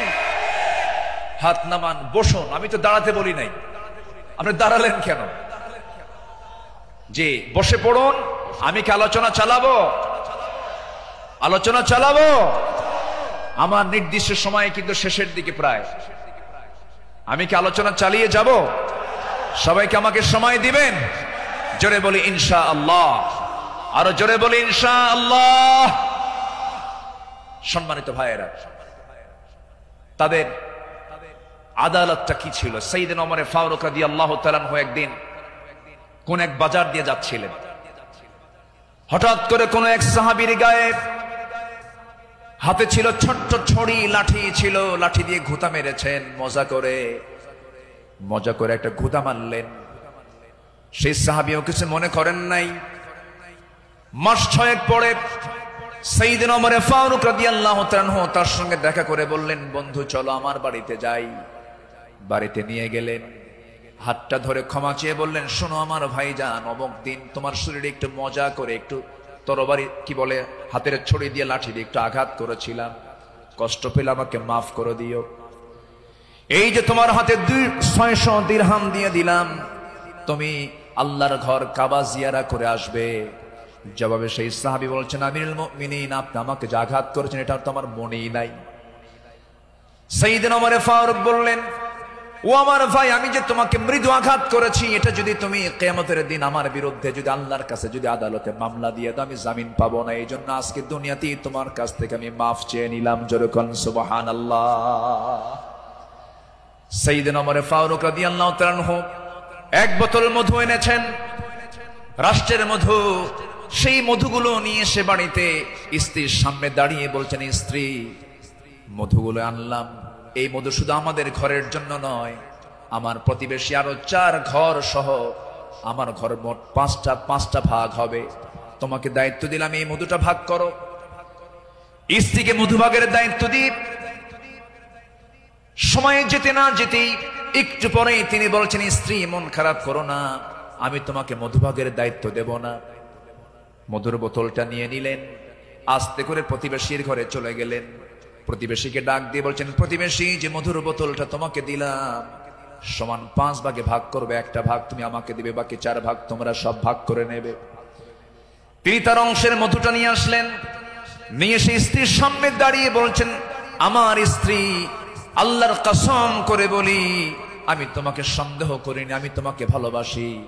আমি রাষ্ট্র চালাই, তুমি আমার পরিবার চালাও, সন্তানাদের দিকে খেয়াল করো, আমার বড় উপকার তুমি করো। আমি তোমাকে সন্দেহ করে তোমার হাত থেকে মধুর বোতল আমি নেই নাই। আমি নিয়েছি এই কারণটা হলো, এই যে মধু তুমি যখন ভাগ করতে যাবে, যদিও সমান ভাগে ভাগ করবে, কিন্তু মধু হলো তরল জিনিস। এই তরল মধু ভাগ করতে নিয়ে তোমার হাতে যতটুকু মধু লেগে যাবে, 1 ফোঁটা হোক, 2 ফোঁটা হোক, 3 ফোঁটা হোক, এতটুকু মধু আমাদের ভাগে বেশি আসুক এটা চাই নাই। মনে করে মধুভাগের দায়িত্ব আমি অন্যের কাঁধে চাপায়া দিয়েছি। জোরে বলি আল্লাহু আকবার। ইন্নাল্লাহা ইয়া'মুরু বিল আদল ওয়াল ইহসান। আল্লাহু আকবার বলি। নাম্বার 4 হলো 10টা পয়েন্ট, একটু কান লাগান, খরগোশের মতো কানটা একটু খাড়া করে মনোযোগ দিয়ে, সবাই মনোযোগ দিয়ে শুনুন। নাম্বার 4 হলো শ্রেষ্ঠদের কাতারে থেকেও নিরহংকার হয়ে অসহায় সাধারণের সাথে মিশে যাওয়া সাহাবে কেরামদের বৈশিষ্ট্য ছিল, আমার নবীর বৈশিষ্ট্য ছিল। আল্লাহ রাব্বুল আলামিন অর্ডার করেছেন, ওয়াখফিদ জানাহাকা লিমান ইত্তাবা'আকা মিনাল মুমিনিন। সূরা শুআরা 215 নম্বর আয়াত। মুমিনদের মধ্যে যারা তোমার অনুসরণ করে তাদের প্রতি তোমার বাহুকে অবনত করো, তাদের জন্য তুমি সুন্দর করে তাদের পাশে দাঁড়িয়ে যাও, দিলটা নরম করে তাদের সঙ্গে কথা বলো। জোরে বলি সুবহানাল্লাহ। আমার বন্ধুগণ, এই ব্যাপারে আমার নবী সবার আগে তিনি এগিয়ে এসেছেন। ঈদের দিন আমার নবীজি দেখেন জীর্ণ শীর্ণ পোশাকের ছোট্ট একটা বাচ্চা কাঁদতেছে আর হাঁটতেছে। আমার নবীজি জড়িয়ে ধরলেন, কোলের মধ্যে তুলে বলছেন, কাঁদো কেন সন্তান, কি হয়েছে বলো? বাপ নাই, মা নাই, দুইজনে দুনিয়া থেকে বিদায় নিয়েছেন। আমার নবীজি ধুলাই মলিন সন্তানটাকে, শিশুটাকে কোলের মধ্যে তুলে নিয়ে সোজা ঘরের মধ্যে ঢুকলেন। ঢুকে বলছেন, আয়েশা, বাচ্চা নিয়ে আসছি, সন্তান নিয়ে আসছি। ও কলিজার টুকরা সন্তান, এই যে মহিলাকে দেখতে পেতেছ আজকের থেকে এটাই তোমার মা, আর আমি তোমার সামনে দাঁড়িয়ে আছি, আমি হলাম তোমার বাবা। আমার নবী এতিমদের পাশে এমন করে সারা জীবন দাঁড়িয়েছেন, কারণ আল্লাহ রাব্বুল আলামিন তাকে অর্ডার করেছেন, আলাম ইয়াজিদকা ইয়াতীমান ফাআওয়া ওয়া ওয়াজাদাকা দাল্লান ফাহাদা ওয়া ওয়াজাদাকা আইলান ফাআগনা فأما اليتيم فلا تقهر وأما السائل فلا تنهر وأما بنعمة ربك فحدث আমার বন্ধুগণ সাইয়েদনা আবু বকর সিদ্দিক রাদিয়াল্লাহু আনহুর খেলাফত আমল চলছিল সাইয়েদনা আবু বকর রাদিয়াল্লাহু তাআলা আনহু সেই সময় যখন তিনি খেলাফত পেলেন নতুন যখন তিনি দায়িত্ব পেলেন খেলাফত গ্রহণ যখন তিনি করলেন নতুন খলিফা হয়েছেন এই খেলাফতের সংবাদ পেয়ে অনেকে আনন্দ প্রকাশ করছে সুন্দর একজন খলিফা আমরা পেয়েছি কিন্তু ওই মদিনার ছোট্ট একটা গ্রামের একজন মহিলা অঝরে ঝাড়ে কাঁদতেছে কান্নায় সে ভেঙ্গে পড়ছে সবাই বলল মহিলা তুমি কাঁদো কেন ও নারী তুমি কাঁদো কেন ও মহিলা তুমি কাঁদো কেন কান্নার হেতুটা কি সঙ্গে সঙ্গে মহিলা বলতেছে কান্নার কারণ হলো এমন একজন ব্যক্তি খেলাফতের দায়িত্ব পেয়েছে যে লোকটা আমার বাড়ির প্রত্যেকদিন ছাগলটা দহন করে যেত ছাগলের দুধটা দহন করত আজকে সে খেলাফতের দায়িত্ব পেল কিন্তু আমার এই ছাগলের দুধটা দহন করার মতো লোক আর আমি পাবো না এজন্য আমি কান্দি ওই মহিলার কান্না যখন সাইয়েদনা আবু বকরের কানে যখন সংবাদটা চলে গেছে ওই মহিলার সামনে দাঁড়িয়ে বলছেন মহিলা কেঁদো না আমি খলিফার দায়িত্ব পেয়েছি খেলাফতের দায়িত্ব পেয়েছি বলে তোমার দায়িত্ব আমি পালন করব না ভুল কথা আমার দায়িত্ব এটা রয়ে যাবে আমার খেলাফতের দায়িত্ব রয়ে যাবে জোরে বলেন সুবহানাল্লাহ ইবনে আসাকার বলেন সিরাত গ্রন্থে এসেছে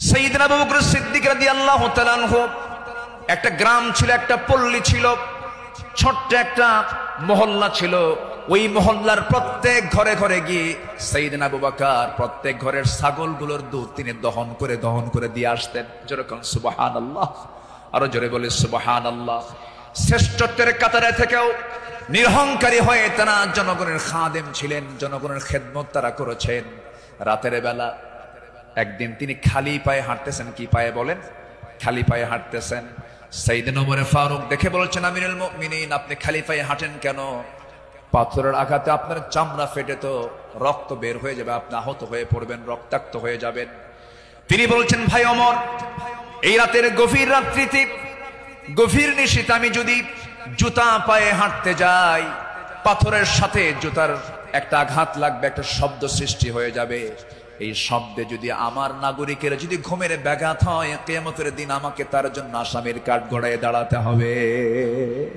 জোরে বলি আল্লাহু আকবার ঢাকা থেকে নেতা আসিতেছেন চট্টগ্রাম ঢাকা চট্টগ্রামের রোড 4 ঘন্টা বন্ধ এমন নেতৃত্ব আমরা চাই না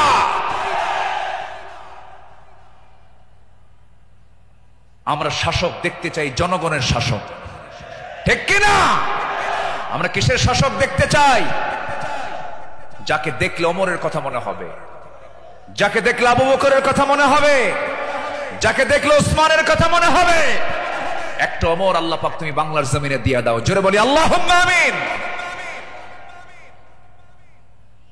সাইয়েদনা আবু বকর সিদ্দিক রাদিয়াল্লাহু তাআলা আনহু খেলাফত মানে কি একটা দেশের তিনি রাষ্ট্রপ্রধান রাতের বেলা তিনি চলে গেছেন হলো প্রতিবেশীর ঘরে কোন প্রতিবেশী যে প্রতিবেশীর স্বামী নাই ছেলে নাই মেয়ে নাই যেই মহিলার তিনি খেদমত করতে গেছেন তার চোখটাও নাই বয়োবৃদ্ধ জ্ঞান বৃদ্ধ একজন নারী সচেতন একজন নারী তিনি তার খেদমত করার জন্য খেলাফতের দায়িত্ব পাওয়ার পরও তিনি চলে গেছেন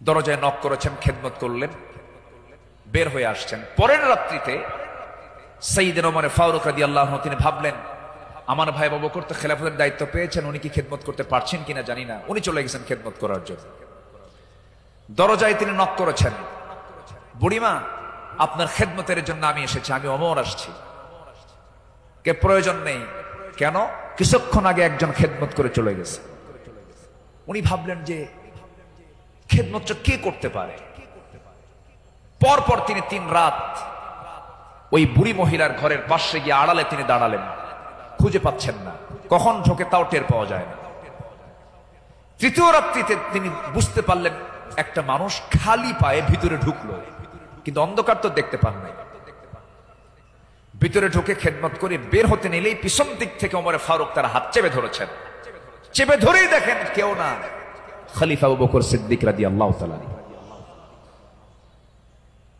তিনি বললেন, আমিরুল মুমিনিন, একটা রাষ্ট্র পরিচালনা করতে নিয়ে কত পরিশ্রম করতে হয়। রাতের বেলা বিশ্রামের প্রয়োজন হয়, দিনের বেলাও পরিশ্রম করেন, রাতের বেলা এমনটা করলে আপনি অসুস্থ হয়ে পড়বেন, অন্তত আমাদের কিছু খেদমতের জন্য আমাদের কিছু কাজ রেখে দেন। তিনি বলছেন, ভাই ওমর, হাসরের ময়দানে আমার আমলনামা তোমার পিঠে যাবে না, আমার কাজ আমাকে করতে দাও।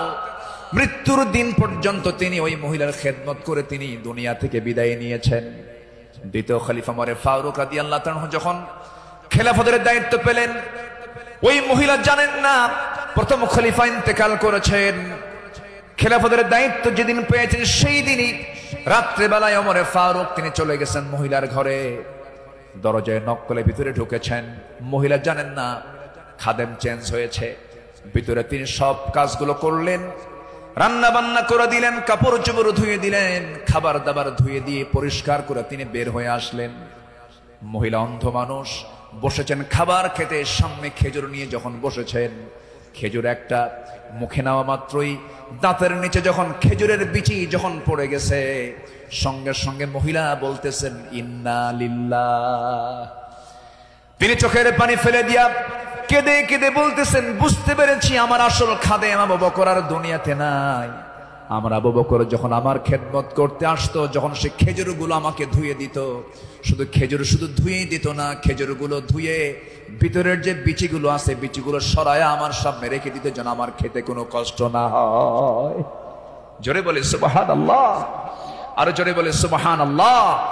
শাসক ছিলেন, শাসকের কাতারে থেকেও তারা নিরহংকারী হয়ে জনগণের সেবা করেছেন। আল্লাহু আকবার বলে। সাইয়েদনা ওমর ফারুক রাদিয়াল্লাহু তাআলা আনহু তিনি যেদিন শাসনভার তার কাছে আসে, তার কাঁধে যখন আসে, সেই দিন থেকে নিয়ে শুরু করে মৃত্যুর দিন পর্যন্ত কোন রাত তার পিঠটা তার বিছানার সঙ্গে লাগাতে দেননি। দিন দিন শুকায় যাচ্ছিলেন। বলা হলো, আপনি শুকায় যাচ্ছেন কেন? তিনি বললেন কেঁদে কেঁদে, তোমরা আমাকে এমন দায়িত্ব দিয়েছো যে দায়িত্ব আমাকে স্বাস্থ্যহীন বানিয়ে দিয়েছে। পরকালীন জবাবদিহিতা, পরকালীন জবাবদিহিতার অনুভূতি ছাড়া একটা শাসক কখনো ভালো হতে পারে না। আসতে বলবেন না, জোরে বলুন ঠিক কিনা? অতএব সেই গদির সমস্যার সমাধানের জন্য আমরা চাই যোগ্য, সৎ, আল্লাহওয়ালা, কোরআন প্রেমিক একজন শাসক আমরা চাই। আল্লাহ কবুল করুন, আল্লাহ কবুল করুন। এই কথাটা কেন বললাম? কারণ এখন যে সরকারটা আছে, এটা কি স্থায়ী না অস্থায়ী? এজন্য আলোচনার মধ্যে এই ফাঁকে এই কথাটা একটু বলে ফেললাম। সম্মানিত ভাইয়েরা, আমার সময় তো ফুরে যাচ্ছে, আমাকে শেষ করতে হবে। শেষ কি করে দেব? আলোচনা চলুক, হুজুর মরুক। জি, জোরে বলি ইনশাআল্লাহ। জি, আল্লাহ কবুল করুন, জোরে বলি আমিন। নাম্বার 5, সকল দুর্নীতি এবং অন্যায়ের বিরুদ্ধে কঠোর অবস্থান। আমার নবীরও ছিল, সাহাবে কেরামদের মাঝে এই বিষয়ে তারা খুব সতর্ক থাকতেন। আল্লাহ রাব্বুল আলামিন বলেন, ওয়ালা তাকুলু আমওয়ালাকুম বাইনাকুম বিল বাতিলি ওয়া তুদলু বিহা ইলাল হুক্কামি লিতাকুলু ফারীকাম মিন আমওয়ালিন নাসি বিল ইসমি ওয়া আনতুম তা'লামুন। জোরে বলুন আল্লাহু আকবার। তোমরা নিজেদের মধ্যে পরস্পরের সম্পদ অন্যায়ভাবে গ্রাস করো না, তা বিচারকদের নিকট উপস্থাপন করো না, যাতে অন্যের সম্পদের কিছু অংশ পাপের মাধ্যমে গ্রাস করতে পারো, যদিও তোমরা জানো কার কথা। আসতে বলবেন না, কার কথা। আরেক জায়গায় বলছেন, লা তাকুলু, তোমরা খেতে যেও না। কি খেতে যেও না? কুলু মিন তাইয়্যিবাত, পবিত্র খাবে, হারাম কিছু খাবে না। লা তাকুলুর রিবা আদআফা মুদাআফা আহাল্লাল্লাহুল বাইয়া ওয়া হাররামান রিবা। বিভিন্ন জায়গাতে আল্লাহ পাক ক্লিয়ার কথা বলে দিয়েছেন। আমার বন্ধুগণ, সাহাবায়ে কেরাম দুর্নীতি কেমন করে বন্ধ করা যায়, অন্যের বিরুদ্ধে কেমন কঠোর হতে হয়, তা বাস্তব জীবনে তা দেখিয়ে দিয়েছেন। বাস্তব জীবনে আল্লাহ রাসূল তা বুঝিয়ে দিয়েছেন বিচার কেমনে করতে হয়, বিচারের রায় কেমনে নামাতে হয় তাও রাসূল শিখিয়ে দিয়েছেন। বিচার কি সবার জন্য সমান না সমান? আইন সবার জন্য, আইন সবার জন্য সমান। আমার নবীজি বসে আছেন, একটা বিচার আসলো। এক সম্ভ্রান্ত পরিবারের মহিলা কন্যা সন্তান চুরি করে ধরা পড়েছে। রাসূল বললেন কোনো কথা নাই, হাত কাটো, হাত কেটে ফেলো। রাসূল অর্ডার দিলেন। আমার নবীর উপরে কথা বলার কোনো সাহস কারো নাই। ওই সম্ভ্রান্ত পরিবারের লোকজন এসে সাইয়েদনা ওমর ফারুককে বিভিন্ন কিছু বুঝায়া দিয়ে বলছেন, আপনি যদি রাসূলকে সুপারিশ করেন হয়তো রাসূল শুনতে পারেন। সাইয়েদনা ওমর ফারুক এসে আমার নবীর সামনে দাঁড়িয়ে বলছেন, ইয়া রাসূলুল্লাহ, যে মহিলার হাত কাটার অর্ডার দেওয়া হয়েছে সে তো সম্ভ্রান্ত পরিবারের, দেখুন তো কিছু করা যায় নাকি? আমার নবীজি সেই সময় আল্লাহর কসম করে বলেন, আল্লাহি, হে আমার ওমর, আল্লাহর কসম করে বললি, আল্লাহর কসম করে বলছি, এই চুরিটা যদি ওই সম্ভ্রান্ত পরিবারের মেয়ে ফাতিমা না হয়ে যদি কলিজার টুকরা মেয়ে আমার ফাতিমা বিনতে মুহাম্মদ হতো, যদি এটা প্রমাণ হয়ে যেত, লাকাতাতু ইয়াদাহা, আমি রাসূল নিজে তার হাতটা ধরে কেটে দিতাম। আল্লাহু আকবার। দুর্নীতির কোনো সুযোগ সেই সমাজে ছিল না, কারণ যারা বিচার করেছেন তারা ছিলেন হলো সৎ বিচারক। আমরা সৎ শাসক, সৎ বিচারক দেখতে চাই। আর সৎ শাসক এবং সৎ বিচারক সৃষ্টি তখনই হতে পারে যারা কোরআন সমাজে চায়। যারা সমাজে কি চায়? কোরআন চায়।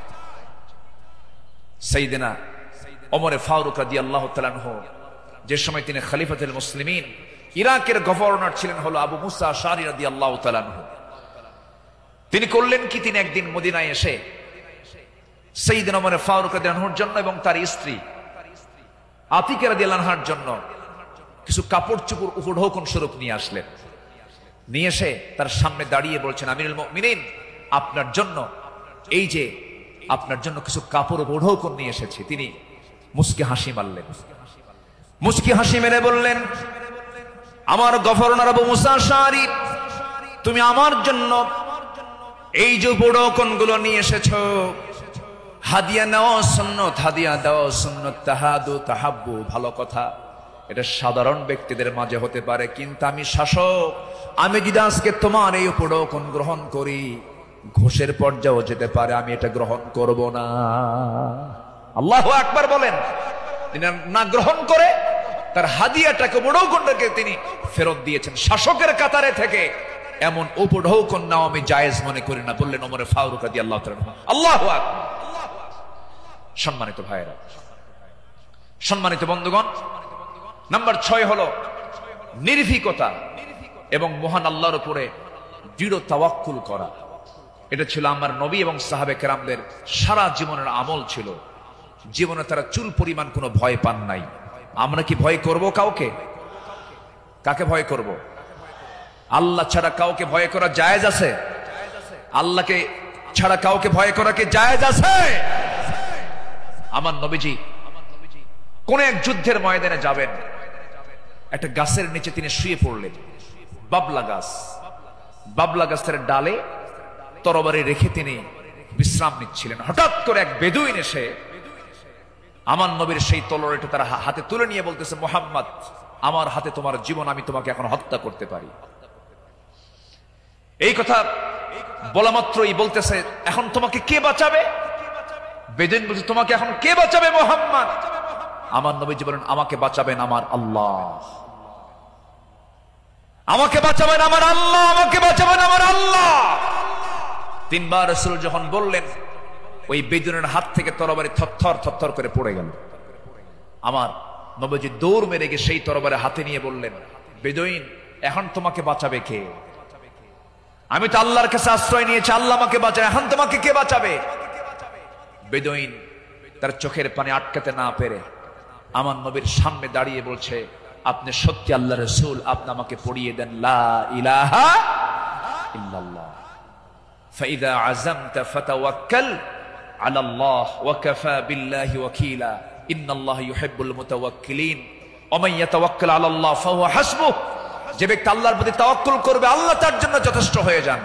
আমাদের ভরসা রাশিয়া নয়, আমেরিকা নয়, ইন্ডিয়া নয়, চায়না নয়। আমাদের কারো প্রতি ভরসা করার দরকার না। আমাদের ভরসা কে? আসতে বলবেন না তিনি কে? আমাদেরকে বাঁচাবেন তিনি, যার হাতে আমাদের প্রাণ, তিনি সে আল্লাহ আমাদেরকে বাঁচাবেন। আল্লাহ কবুল করুন, জোরে বলি আমিন। ইসলাম গ্রহণ করেছেন 40 নম্বরে, 41 নম্বরে সাইয়েদনা ওমর ফারুক রাদিয়াল্লাহু তাআলা আনহু।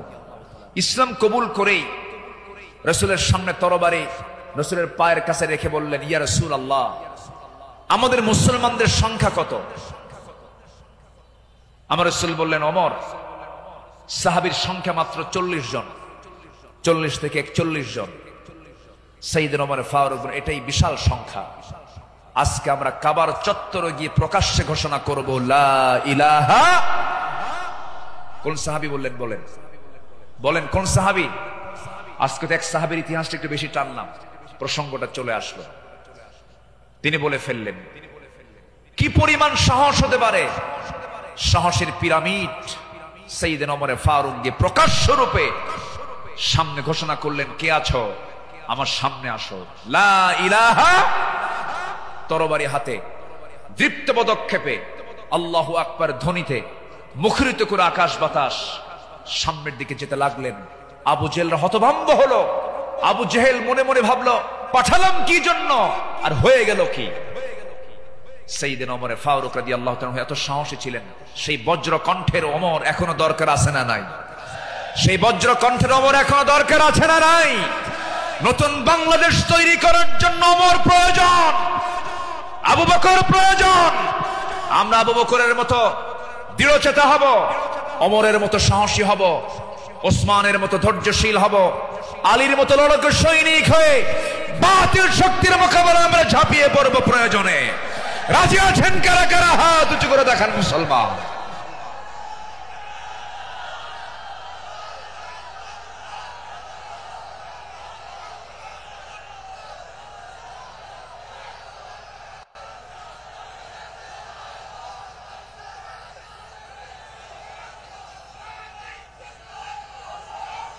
আল্লাহ কবুল করুন, জোরে বলে আমিন, আরো জোরে আমিন।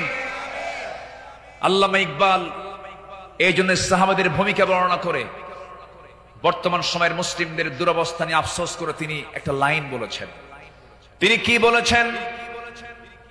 সফহাওয়ার সে বাতিল কো মিটায়া কিসনে, নুয়ে ইনসা কো গুলামি সে ছুড়ায়া কিসনে, मेरे काबे को जमीनों से बचाया किसने, मेरे कुरान को सीनों से लगाया किसने, थे तू अबाओ तुम्हारे ही मगर तुम क्या हो, हद पर हद दहरे मुंतजरे फरदा हो।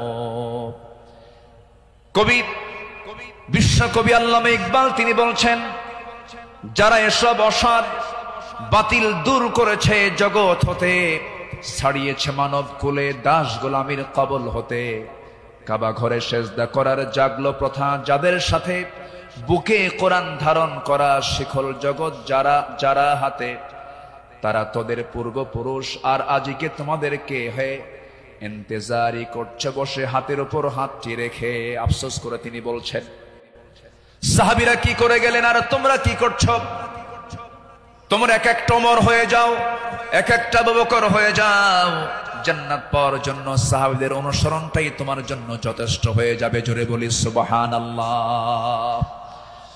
নাম্বার 7 হলো নিজ দায়িত্বের ভারে অস্থির চিত্ততা নিয়ে আমার রাসূল চলতেন, সাহাবা কেরামও চলতেন। আমার নবীজি বিদায় হজের ভাষণের দিন আমার নবীজি কেঁদে অস্থির হয়ে যাচ্ছিলেন। সাহাবা কেরামকে লক্ষ্য করে বলছেন, ওয়া আনতুম তুসআলুনা আন্নী ফামা আনতুম কাইলুন, আমার ব্যাপারে প্রশ্ন করা হলে তোমরা কি বলবে? সাহাবীরা বললেন, নাশহাদু আন্নাকা ক্বাদ বাল্লাগতা ওয়া আদাইতা ওয়া নাসাহতা, আমরা সাক্ষ্য দেব আপনি দায়িত্ব পালন করেছেন, আপনি উপদেশ দিয়েছেন। এই কথা শুনে আমার নবীজি শাহাদাত আঙ্গুলি উঁচু করে আকাশের দিকে লক্ষ্য করে আল্লাহকে বলছেন, আল্লাহুম্মা শাহাদ, আল্লাহুম্মা শাহাদ, আল্লাহুম্মা শাদ, আল্লাহ তুমি সাক্ষী থাকো, আল্লাহ তুমি সাক্ষী থাকো, আমার সাহাবীরা আমার পক্ষে কথা বলছে। আল্লাহু আকবার বলেন। নিজের দায়িত্ব নিয়ে রাসূল খুব অস্থির চিত্ততা প্রকাশ করতেন মাঝে মাঝে। আমার বন্ধুগণ, আমার নবীজি মাঝে মাঝে এত পরিমাণ কাঁদতেন, কান্নার পরিমাণ এত হতো, আমার নবীজি যখন সেজদায় পড়ে যেতেন না, সেই শরীফের হাদিসে এসেছে পানি গরম হলে পরে টকবক যেমন আওয়াজ হয়, ফুটন্ত পানি যেমন টকবক টকবক আওয়াজ করে, আমার নবীজি সেজদার সময় এত পরিমাণ কাঁদতেন। আমার নবীজির সেজদার সময় যে মুখ থেকে কান্নার আওয়াজটা বের হতো টকবক করা পানির মতো, এত কাঁদতেন তিনি। কেন কাঁদতেন, কি জন্য কাঁদতেন? তিনি শুধু চেয়েছেন, ও আল্লাহ, আমার উম্মতকে তুমি জাহান্নাম দিবা না, আমার উম্মতকে তুমি জান্নাত দিবা। তিনি তার নিজের জন্য বেশি কেঁদেছেন না, উম্মতের জন্য বেশি কেঁদেছেন, উম্মতের জন্য বেশি কেঁদেছেন। আমার বন্ধুগণ, এই জন্য এই পৃথিবীতে সবচাইতে বেশি ভালোবাসবে এক নাম্বার কাকে বলেন? আসতে বলবেন না কাকে? নাম্বার 2 হচ্ছে মুহাম্মদ সাল্লাল্লাহু আলাইহি ওয়াসাল্লামকে আমরা ভালোবাসবো। তিনিও ভালোবেসেছেন। আমার ভাইয়েরা, আমার বন্ধুগণ, নাম্বার 8 হলো আদর্শ নেতৃত্বের অনুতুলনীয় আলোকচ্ছটাই সাহাবে কেরাম। সাহাবে কেরামকে আল্লাহ রাব্বুল আলামিন অনেক সম্মান দান করেছেন। লাকাদ আরসালনা রুসুলানা বিল বাইয়িনাতি ওয়া আনজালনা মাআহুমুল কিতাবা ওয়াল মিজানা লিয়াকুমান নাসু বিল কিসত। জোরে বলুন আল্লাহু আকবার। আমার বন্ধুগণ, সময় যেহেতু কম, শেষের দিকে আস্তে আস্তে চলে যাচ্ছি। নাম্বার 9 হলো তাকওয়ার উজ্জ্বল দৃষ্টান্ত ছিলেন আমার নবী এবং সাহাবে কেরাম। লাকিনিল্লাযীনা তাকাও রাব্বাহুম লাহুম জান্নাতুন তাজরি মিন তাহতিহাল আনহার আল-আনহারু খালিদিনা ফিহা নুজুলাম মিন ইনদিল্লাহ ওয়া মা ইনদাল্লাহি খায়রুল লিল আবরার। জোরে বলুন আল্লাহু আকবার। যারা নিজেদের প্রতিপালককে ভয় করে চলে, তাদের জন্য আছে এমন সব উদ্যান, এমন সব জান্নাত যারা তলদেশ দিয়ে নহর প্রবাহিত। আল্লাহর পক্ষ থেকে অতিথিয়তা স্বরূপ তারা সর্বদা সেখানে থাকবে। আল্লাহর নিকট যা কিছু আছে পুণ্যবানদের জন্য তাই হলো শ্রেষ্ঠ। জোরে বলি সুবহানাল্লাহ। তাকওয়া কাকে বলে সাহাবে কেরাম শিখিয়েছেন, তাকওয়া কাকে বলে আম্বিয়া কেরাম শিখিয়েছেন। বিশেষ করে আমার নবীজি তাকওয়ার তিনি মূর্ত প্রতীক ছিলেন। আমার বন্ধুগণ, নাম্বার 10 হলো, নাম্বার 10 সর্বশেষ যেটা, সেটা হলো আল্লাহর কাছে বিনম্র চিত্তে অশ্রু ঝরানো, চোখের পানি ফেলে ফেলে কাঁদা। এই দুনিয়াতে আমি যখন জন্ম নিয়েছি, আমার প্রথম ভাষা ছিল হাসা না কাঁদা, হাসি না কান্না। মার পেট থেকে দুনিয়াতে এসে আমি কেঁদেছি না হেসেছি? কেঁদেছি। মূলত এই জায়গাটা হলো, এই দুনিয়াটা হলো কান্নাকাটি করার জায়গা। হাসির জায়গা হলো জান্নাত, আনন্দের জায়গা হলো জান্নাত। জান্নাতে গিয়ে বান্দার জীবনের সমস্ত আনন্দ সেই জান্নাতই সে ভোগ করবে। হুজিবাতুল জান্নাতু বিল মাকারিহ হুজিবাতুন নারু বিশ শাহাওয়াত। আমার বন্ধুগণ, আমার নবীজি যখন কাঁদতেন, অস্থির হয়ে যেতেন, তার চোখের কোনা বেয়ে টপ টপ করে পানি পড়তো, দাড়িগুলো ভিজে যেত, কপাল ফুলে যেত, হাঁটুগুলো ফুলে যেত। ঘন্টার পরে ঘন্টা সেজদায় পড়ে কেঁদেছেন, কারণ আল্লাহ পাক তার শানে বলেছেন, ওয়া মিনাল লাইলি ফাতাহাজ্জাদ বিহি নাফিলাতাল লাক আসা আন ইয়াবআসাকা রাব্বুকা মাকামান মাহমুদা। জোরে বলুন আল্লাহু আকবার। আরেক জায়গায় বলছেন, ওয়াল্লাযীনা ইয়াবিতুনা লিরাব্বিহিম সুজ্জাদান ওয়া কিয়ামা والذين يقولون ربنا اصرف عنا عذاب جهنم إن عذابها كان غراما إنها ساءت مستقرا ومقاما। আল্লাহর যারা বান্দা হবে, রাত গভীর হয়ে যাবে, সবাই ঘুমের সাগরে হাবুডুবু খাবে, কিন্তু আল্লাহর পছন্দের বান্দা যারা, তারা তো জানেই আল্লাহ সব সময় প্রথম আকাশে আসেন না। আল্লাহ তাআলা প্রথম আকাশে আসেন কোন সময় বলুন? কোন সময়? কোন সময়? কোন সময়? কোন সময়?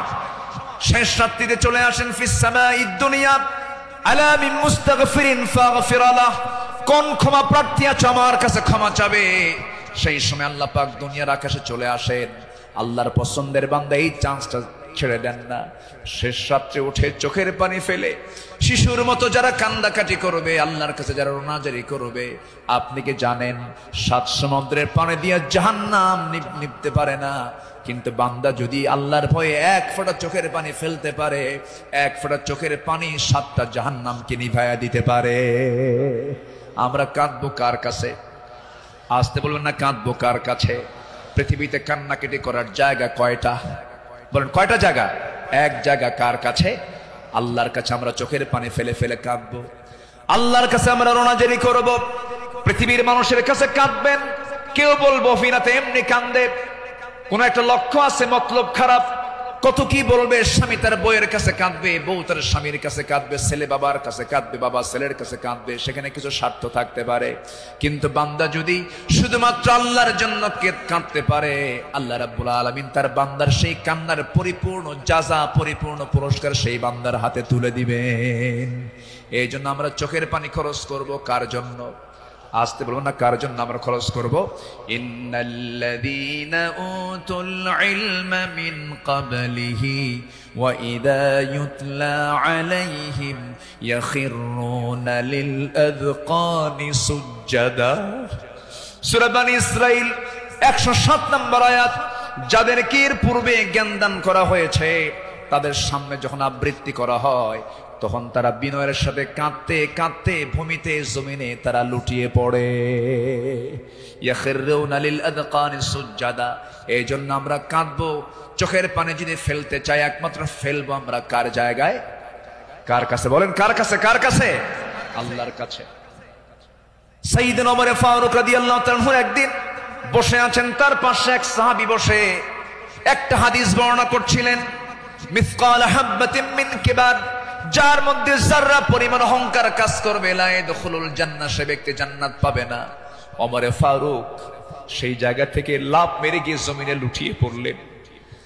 গোটা শরীর তিনি ধুলায় মলিন করলেন, আর বলেন, ওমর, তোকে মানুষ খলিফা বলে, তোকে মানুষ শাসক বলে, ওমর তোর মধ্যে মনে হয় অহংকার ঢুকে গেছে, আল্লাহ তোকে মাফ করবে না। আকাশের দিকে দুটো হাত তুলে আফসোস করে বলছেন, আকাশের মালিক আল্লাহ, তুমি যদি গোটা দুনিয়ার সমস্ত মানুষকে তুমি যদি জান্নাত দিয়ে দাও, আর একজন ব্যক্তিকে যদি জাহান্নাম দিয়ে দাও, আমার মনে হয় আমি ওমর সে একজন ব্যক্তি, জাহান্নাম আমি যাব মনে হয়, আমার সে আমল নাই, আল্লাহ আমাকে মাফ করে দিও, আল্লাহ আমাকে ক্ষমা করে দিও। এরকম করে তারা আল্লাহর সামনে চোখের পানি ফেলে ফেলে কেঁদেছেন। একজন সাহাবীর কাছে মুনাফিকের তালিকা ছিল, সেই সাহাবীর কাছে মাঝে মাঝে ওমর ফারুক যেতেন, গিয়ে বলতেন, ভাই ওমর, দেখো তো মুনাফিকের তালিকার মধ্যে আমি ওমর, আমার নামটা আছে নাকি? আমার নামটা আছে নাকি? সাহাবী বলতেন, ভাই ওমর, আপনার নাম থাকবে কেন? আপনি তো জান্নাহ, ওমর ফিল জান্নাহ। তিনি উত্তরে বলতেন, ভাই রে, আমার মন বলছে কেন যেন মনে হয় আমি কি মুনাফিকের কাতারে চলে গেলাম কিনা। কি চিন্তা তাদের মধ্যে কাজ করতো, কার ভয়, কার ভয়, কার ভয়? আসতে বলবেন না, কার ভয়? সবাই কি তাহাজ্জুদের নামাজ পড়তে রাজি আছেন? 5 ওয়াক্ত নামাজ পড়ার দরকার নাই? হ্যাঁ, কি দরকার আছে কিনা বলেন? তাহলে 5 ওয়াক্ত নামাজও পড়বো, এবং স্পেশাল অফার, ওই সময় চোখের পানি ফেললে বান্দার কোনো দোয়া মিস হয় না। সেটা হচ্ছে কি? ওয়াল্লাযীনা ইয়াবিতুনা লিরাব্বিহিম সুজদান ওয়া কিয়ামা, যারা রাতটা কাটায় দেয় রুকুতে এবং সিজদার মধ্যে। কার কাছে? 5 ওয়াক্ত নামাজ পড়বেন কারা কারা? একটু হাত উঁচু করে দেখান তো, বলি দেখি, জোরে বলি ইয়া আল্লাহ, আরো জোরে ইয়া আল্লাহ। আমাদেরকে 5 ওয়াক্ত সালাত আদায় করার তৌফিক তুমি আল্লাহ দিয়ে দাও। জোরে বলি আমিন, আরো জোরে আমিন, আরো জোরে আমিন। আসুন, যেহেতু আজকে প্রথম রজনী, আগামীকালকেও মাহফিল আছে, সবাই আসবেন কিনা? আমরা এই 5 দিন নিয়মিত মাহফিল আসবো, জোরে বলি ইনশাআল্লাহ। এই মাহফিল চট্টগ্রামবাসীর জন্য একটা বড় নিয়ামত। আল্লাহ তুমি এই মাহফিলকে কবুল করো, জোরে বলি আল্লাহুম্মা আমিন। আমরা আর সময় ক্ষেপণ করব না, যেহেতু আগামীকালকেও এখানে মাহফিল আছে, পরশু আছে, তারপরের দিন আছে, প্রত্যেক দিন নতুন নতুন মেহমান এবার সিলেকশন হয়েছে। কুল্লু জাদীদুন লাযীযুন, আসবেন, এক একটা ফুলের এক একটা ঘ্রাণ আপনারা নেবেন ইনশাআল্লাহ। আল্লাহ পাক এই মাহফিলকে কবুল করুন, এই মাহফিলের কমিটির বৃন্দের সকল খেদমতকে আল্লাহ পাক কবুল করুন। অধ্যক্ষ মোহাম্মদ তাহের সাহেব আমার বাম পাশে বসা, আল্লাহ তুমি তার সকল খেদমতকে তুমি আল্লাহ কবুল করে নাও।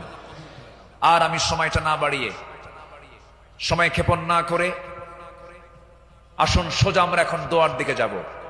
আমরা চাইবো কার কাছে? চাইবো কার কাছে? সবাই একটু তাশাহুদের সুরতে বসে পড়ি, এটা বিনয়ী হয়ে আমরা আল্লাহর কাছে চাবো, আল্লাহ যেন আমাদের জিন্দেগীর সকল গুনাহগুলোকে মাফ করে দেন। সবাই বলে সুবহানাকাল্লাহুম্মা ওয়া বিহামদিকা আশহাদু আল্লা ইলাহা ইল্লা আনতা আস্তাগফিরুকা ওয়া আতুবু ইলাইকা। চিৎকার মেরে বলি, ইয়া আল্লাহ, আমার জীবনের সাগীরা কবীরা, ছোট বড় সব গুনাহ তুমি আল্লাহ মাফ করে দাও, মাফ করে দাও। জোরে বলুন ইয়া রাব্বাল আলামিন।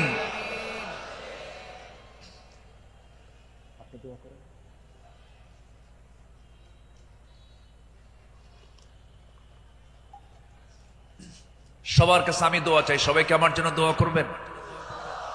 আমিও দোয়া করি আপনার জন্য, আল্লাহ যেন আমাদের এই সম্পর্ক যেন হাসর পর্যন্ত গড়িয়ে দেন। জোরে বলি আল্লাহুম্মা আমিন, আল্লাহুম্মা আমিন। ربنا ظلمنا أنفسنا وإن لم تغفر لنا وترحمنا لنكونن من الخاسرين ربنا لا تزغ قلوبنا بعد إذ هديتنا وهب لنا من لدنك رحمة إنك أنت الوهاب।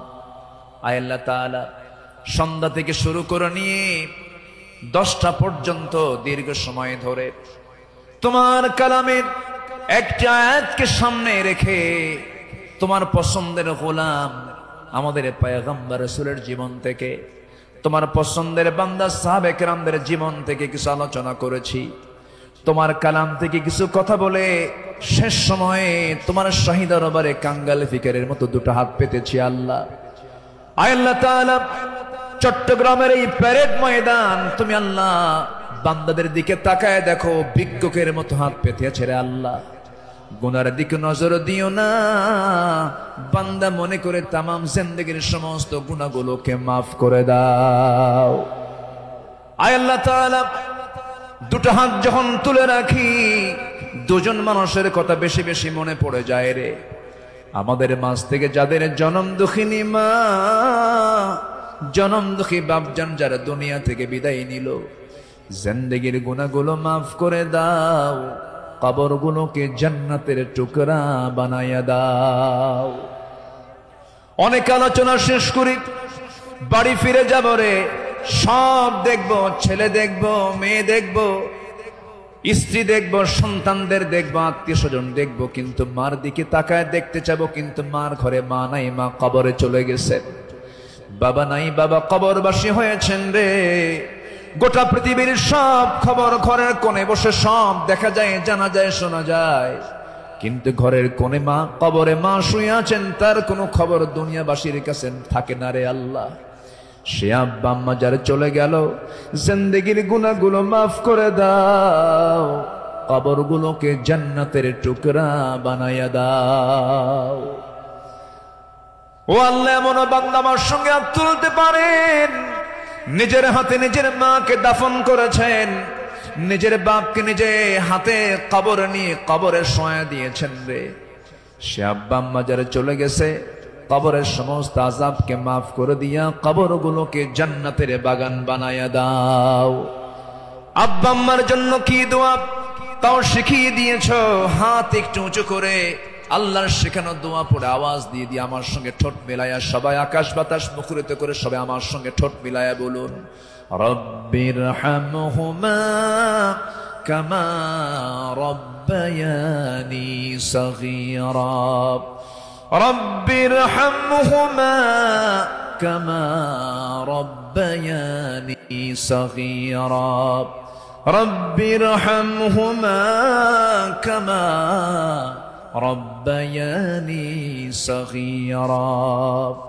আয় আল্লাহ তাআলা, বিশেষ করে এই মাহফিলের আয়োজন যারা করলেন, শোনার জন্য দূর দূরান্ত থেকে যারা আসলেন, বিনিময়ে কিয়ামতের কঠিন ময়দান যেদিন কেউ কাউকে চিনবে না, এমনকি মা সন্তানকে পর্যন্ত অস্বীকার করে বসবে, যেদিন মানুষ কাঁদতে কাঁদতে চোখের পানিগুলো ফরে যাবে, চোখ থেকে রক্ত বের হওয়া শুরু হয়ে যাবে, সেই কঠিন মুসিবতের দিন এই মাহফিল সবার জন্য নাজাতের মাধ্যম তুমি আল্লাহ বানায়া দিও।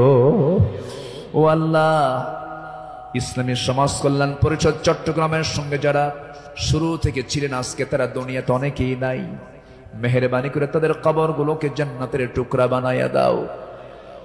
আয় আল্লাহ তাআলা, তোমার বান্দাগুলো দুটি হাত ভিক্ষুকের মতো পেতে আছে, তুমি আল্লাহ ভালো করে জানো, তুমি তো অন্তর্যামী আল্লাহ, তোমার বান্দাদের মনের বাসনা কি তুমি আল্লাহ ভালো করে জানো, যার যা চাওয়া তুমি আল্লাহ পাওয়া করে দিও। রোগাক্রান্ত থেকে রোগ মুক্ত করো, ঋণগ্রস্ত থেকে ঋণ মুক্ত হওয়ার তৌফিক দিয়া দাও, ব্যবসায়ী ঘাটতি ব্যবসায়ী তুমি আল্লাহ বরকত দিয়া দাও, পরিবারে অশান্তি তুমি আল্লাহ শান্তি দিয়া দাও, যার যে সমস্যাগুলো আছে মেহেরবানি করে তুমি আল্লাহ সমাধান করে দাও। লা তাদা লানা যামবান ইল্লা গফরতাহ ওয়ালা হাম্মান ইল্লা ফাররাজতাহ ওয়ালা দাইনান ইল্লা কাদাইতাহ ওয়ালা মারিদান ইল্লা শাফাইতাহ ওয়ালা হাজাতান মিন হাওয়াইজিদ দুনিয়া ওয়াল আখিরাহ। আয় আল্লাহ তাআলা, এমন সময় হাত তুলেছি 180 কোটি মুসলমানের দুনিয়ায় মুসলমানদের পায়ের তলায় মাটি নাই। আয় আল্লাহ তাআলা, 180 কোটি মুসলমানের জন্য একটা ওমর দারুন দরকার, আল্লাহ মেহেরবানি করে মুসলিম উম্মার জন্য একটা ওমর তুমি আল্লাহ দুনিয়াতে পাঠায়া দাও। মুসলমানদের বাইতুল আকসা তুমি আল্লাহ মুসলমানদের হাতে তুলে দাও। সিরিয়াকে যেমন জুলুম মুক্ত করেছ, ফিলিস্তিনকে তুমি আল্লাহ ইহুদি মুক্ত করে দাও। আয় আল্লাহ তাআলা, তোমার দরবারে প্রার্থনা করছি, বেঁচে থাকলে চেয়ারে বসে যিনি কথা বলতেন সেই পাখিটাকে আমরা হারিয়ে ফেলেছি। আল্লাহ, তোমার দরবারে ফরিয়াদ করি, এই পাখিটা আয় আল্লাহ তাআলা, এই কোরআনের পাখির কবরটাকে তুমি আল্লাহ জান্নাতের টুকরা বানায়া দাও। ও আল্লাহ, তার জালালিত স্বপ্ন এই জমিনে কোরআনের রাজ কায়েম হবে, এমন দৃশ্য দেখার তৌফিক তুমি আল্লাহ আমাদের সবাইকে দিয়া দাও। ও আল্লাহ, এই মঞ্চে কথা বলেছেন অনেকে আজকে দুনিয়াতে নাই, যারা দুনিয়া থেকে বিদায় নিয়েছেন কবরগুলোকে জান্নাতের টুকরা বানায় দিও। আয় আল্লাহ তাআলা, দুনিয়া থেকে কোন দিন বিদায় নেব জানি না, তবে যেদিন মরবরে টান মেরে ঘর থেকে বের করে দেবে, জীবনের শেষ গোসলটা হয়ে যাবে, মরামুখ সব দেখে দেখে চলে যাবে, আত্মীয় স্বজন দিয়ে ঘর বাড়ি ভরে যাবে রে ভাই, চোখের পানি ফেলে ফেলে কাঁদবি, বউটা বলবি স্বামী আমার কোথায় চলে গেলে, এই যে সংসারের চাবিটা কার হাতে দেব। সন্তানগুলো কাঁদতে কাঁদতে গলা ভেঙে যাবে, অস্থির হয়ে পড়বে, অজ্ঞান হয়ে যাবে, সব টেনে হেঁচড়ে আমাকে ঘর থেকে জীবনের শেষবারের মতো বিদায় দিয়ে দেবে রে, জীবনের শেষ গোসলটা করায় দেবে। সেলাইওয়ালা কাপড় চোপড় গুলো ছিল সব কেচে দিয়ে কেটে কেটে খুলে খুলে নেবে, সমস্ত কাপড়গুলো অচল হয়ে যাবে রে। বাজার থেকে কম দামি সাদা কাফনের কাপড় নিয়ে আসবে, সেলাই নাই, পকেট নাই, বুতাম নাই, দেহের মধ্যে ঢুকায় দিয়া মাথায় বাঁধন পায়ে বাঁধন দিয়া দেবে রে। টেনে হেঁচড়ে জানাজায় নিয়ে যাবে, জানাজা শেষ হয়ে যাবে, মরা মুখ সব একটা বারের মতো দেখে নেবে, টেনে হেঁচড়ে কবরের দিকে নিয়ে চলে যাবে, কবরে রেখে সব চলে আসবে। দিন শেষে বন্ধু আমার কেউ না, তুমি আল্লাহ, তুমি ছাড়া। ওই কবরে রেখে আসবে রে, 24 ঘন্টা যাবে না, মাথার চুলের পতন ঘটে যাবে, চুলগুলো খসে খসে পড়বে। যে তেলে যেই চুলে এত তেল দিলাম, এত সাবান দিলাম, এত শ্যাম্পু দিলাম, চুল শেষ 24 ঘন্টায়। 3 দিনের মাথায় চামড়াগুলো গলে গলে পোকার পেটের খাবার হয়ে যাবে রে। মাত্র 7 দিন লাগবে না, পেটের নাড়ি বুড়ি সব চোখ মুখ কান নাক দিয়ে বের হওয়া শুরু হয়ে যাবে, কিম্ভূত কিমাকার চেহারা হয়ে যাবে। মাত্র 3টা মাস। যদি কেউ কবর খনন করে দেখতে যায়, কয়েকটা হাড্ডি ছাড়া কিছুই খুঁজে পাওয়া যাবে না রে আল্লাহ। এই তো আমার জীবনের শেষ অবস্থা আল্লাহ। বুঝতে পেরেছি তুমি আল্লাহ, তুমি ছাড়া আমার কোনো বন্ধু নাই রে। ও আল্লাহ, সে অন্তিম সময় যখন চলে আসবি, আমাদের সবার জামানে, সবার জেহেনে, সবার জামানে জারি করে দিও কালো যে কালেমা তাইয়্যিবা, লা ইলাহা ইল্লাল্লাহ মুহাম্মাদুর রাসূলুল্লাহ। আসসালামু আলাইকুম ওয়া রাহমাতুল্লাহি ওয়া বারাকাতুহু।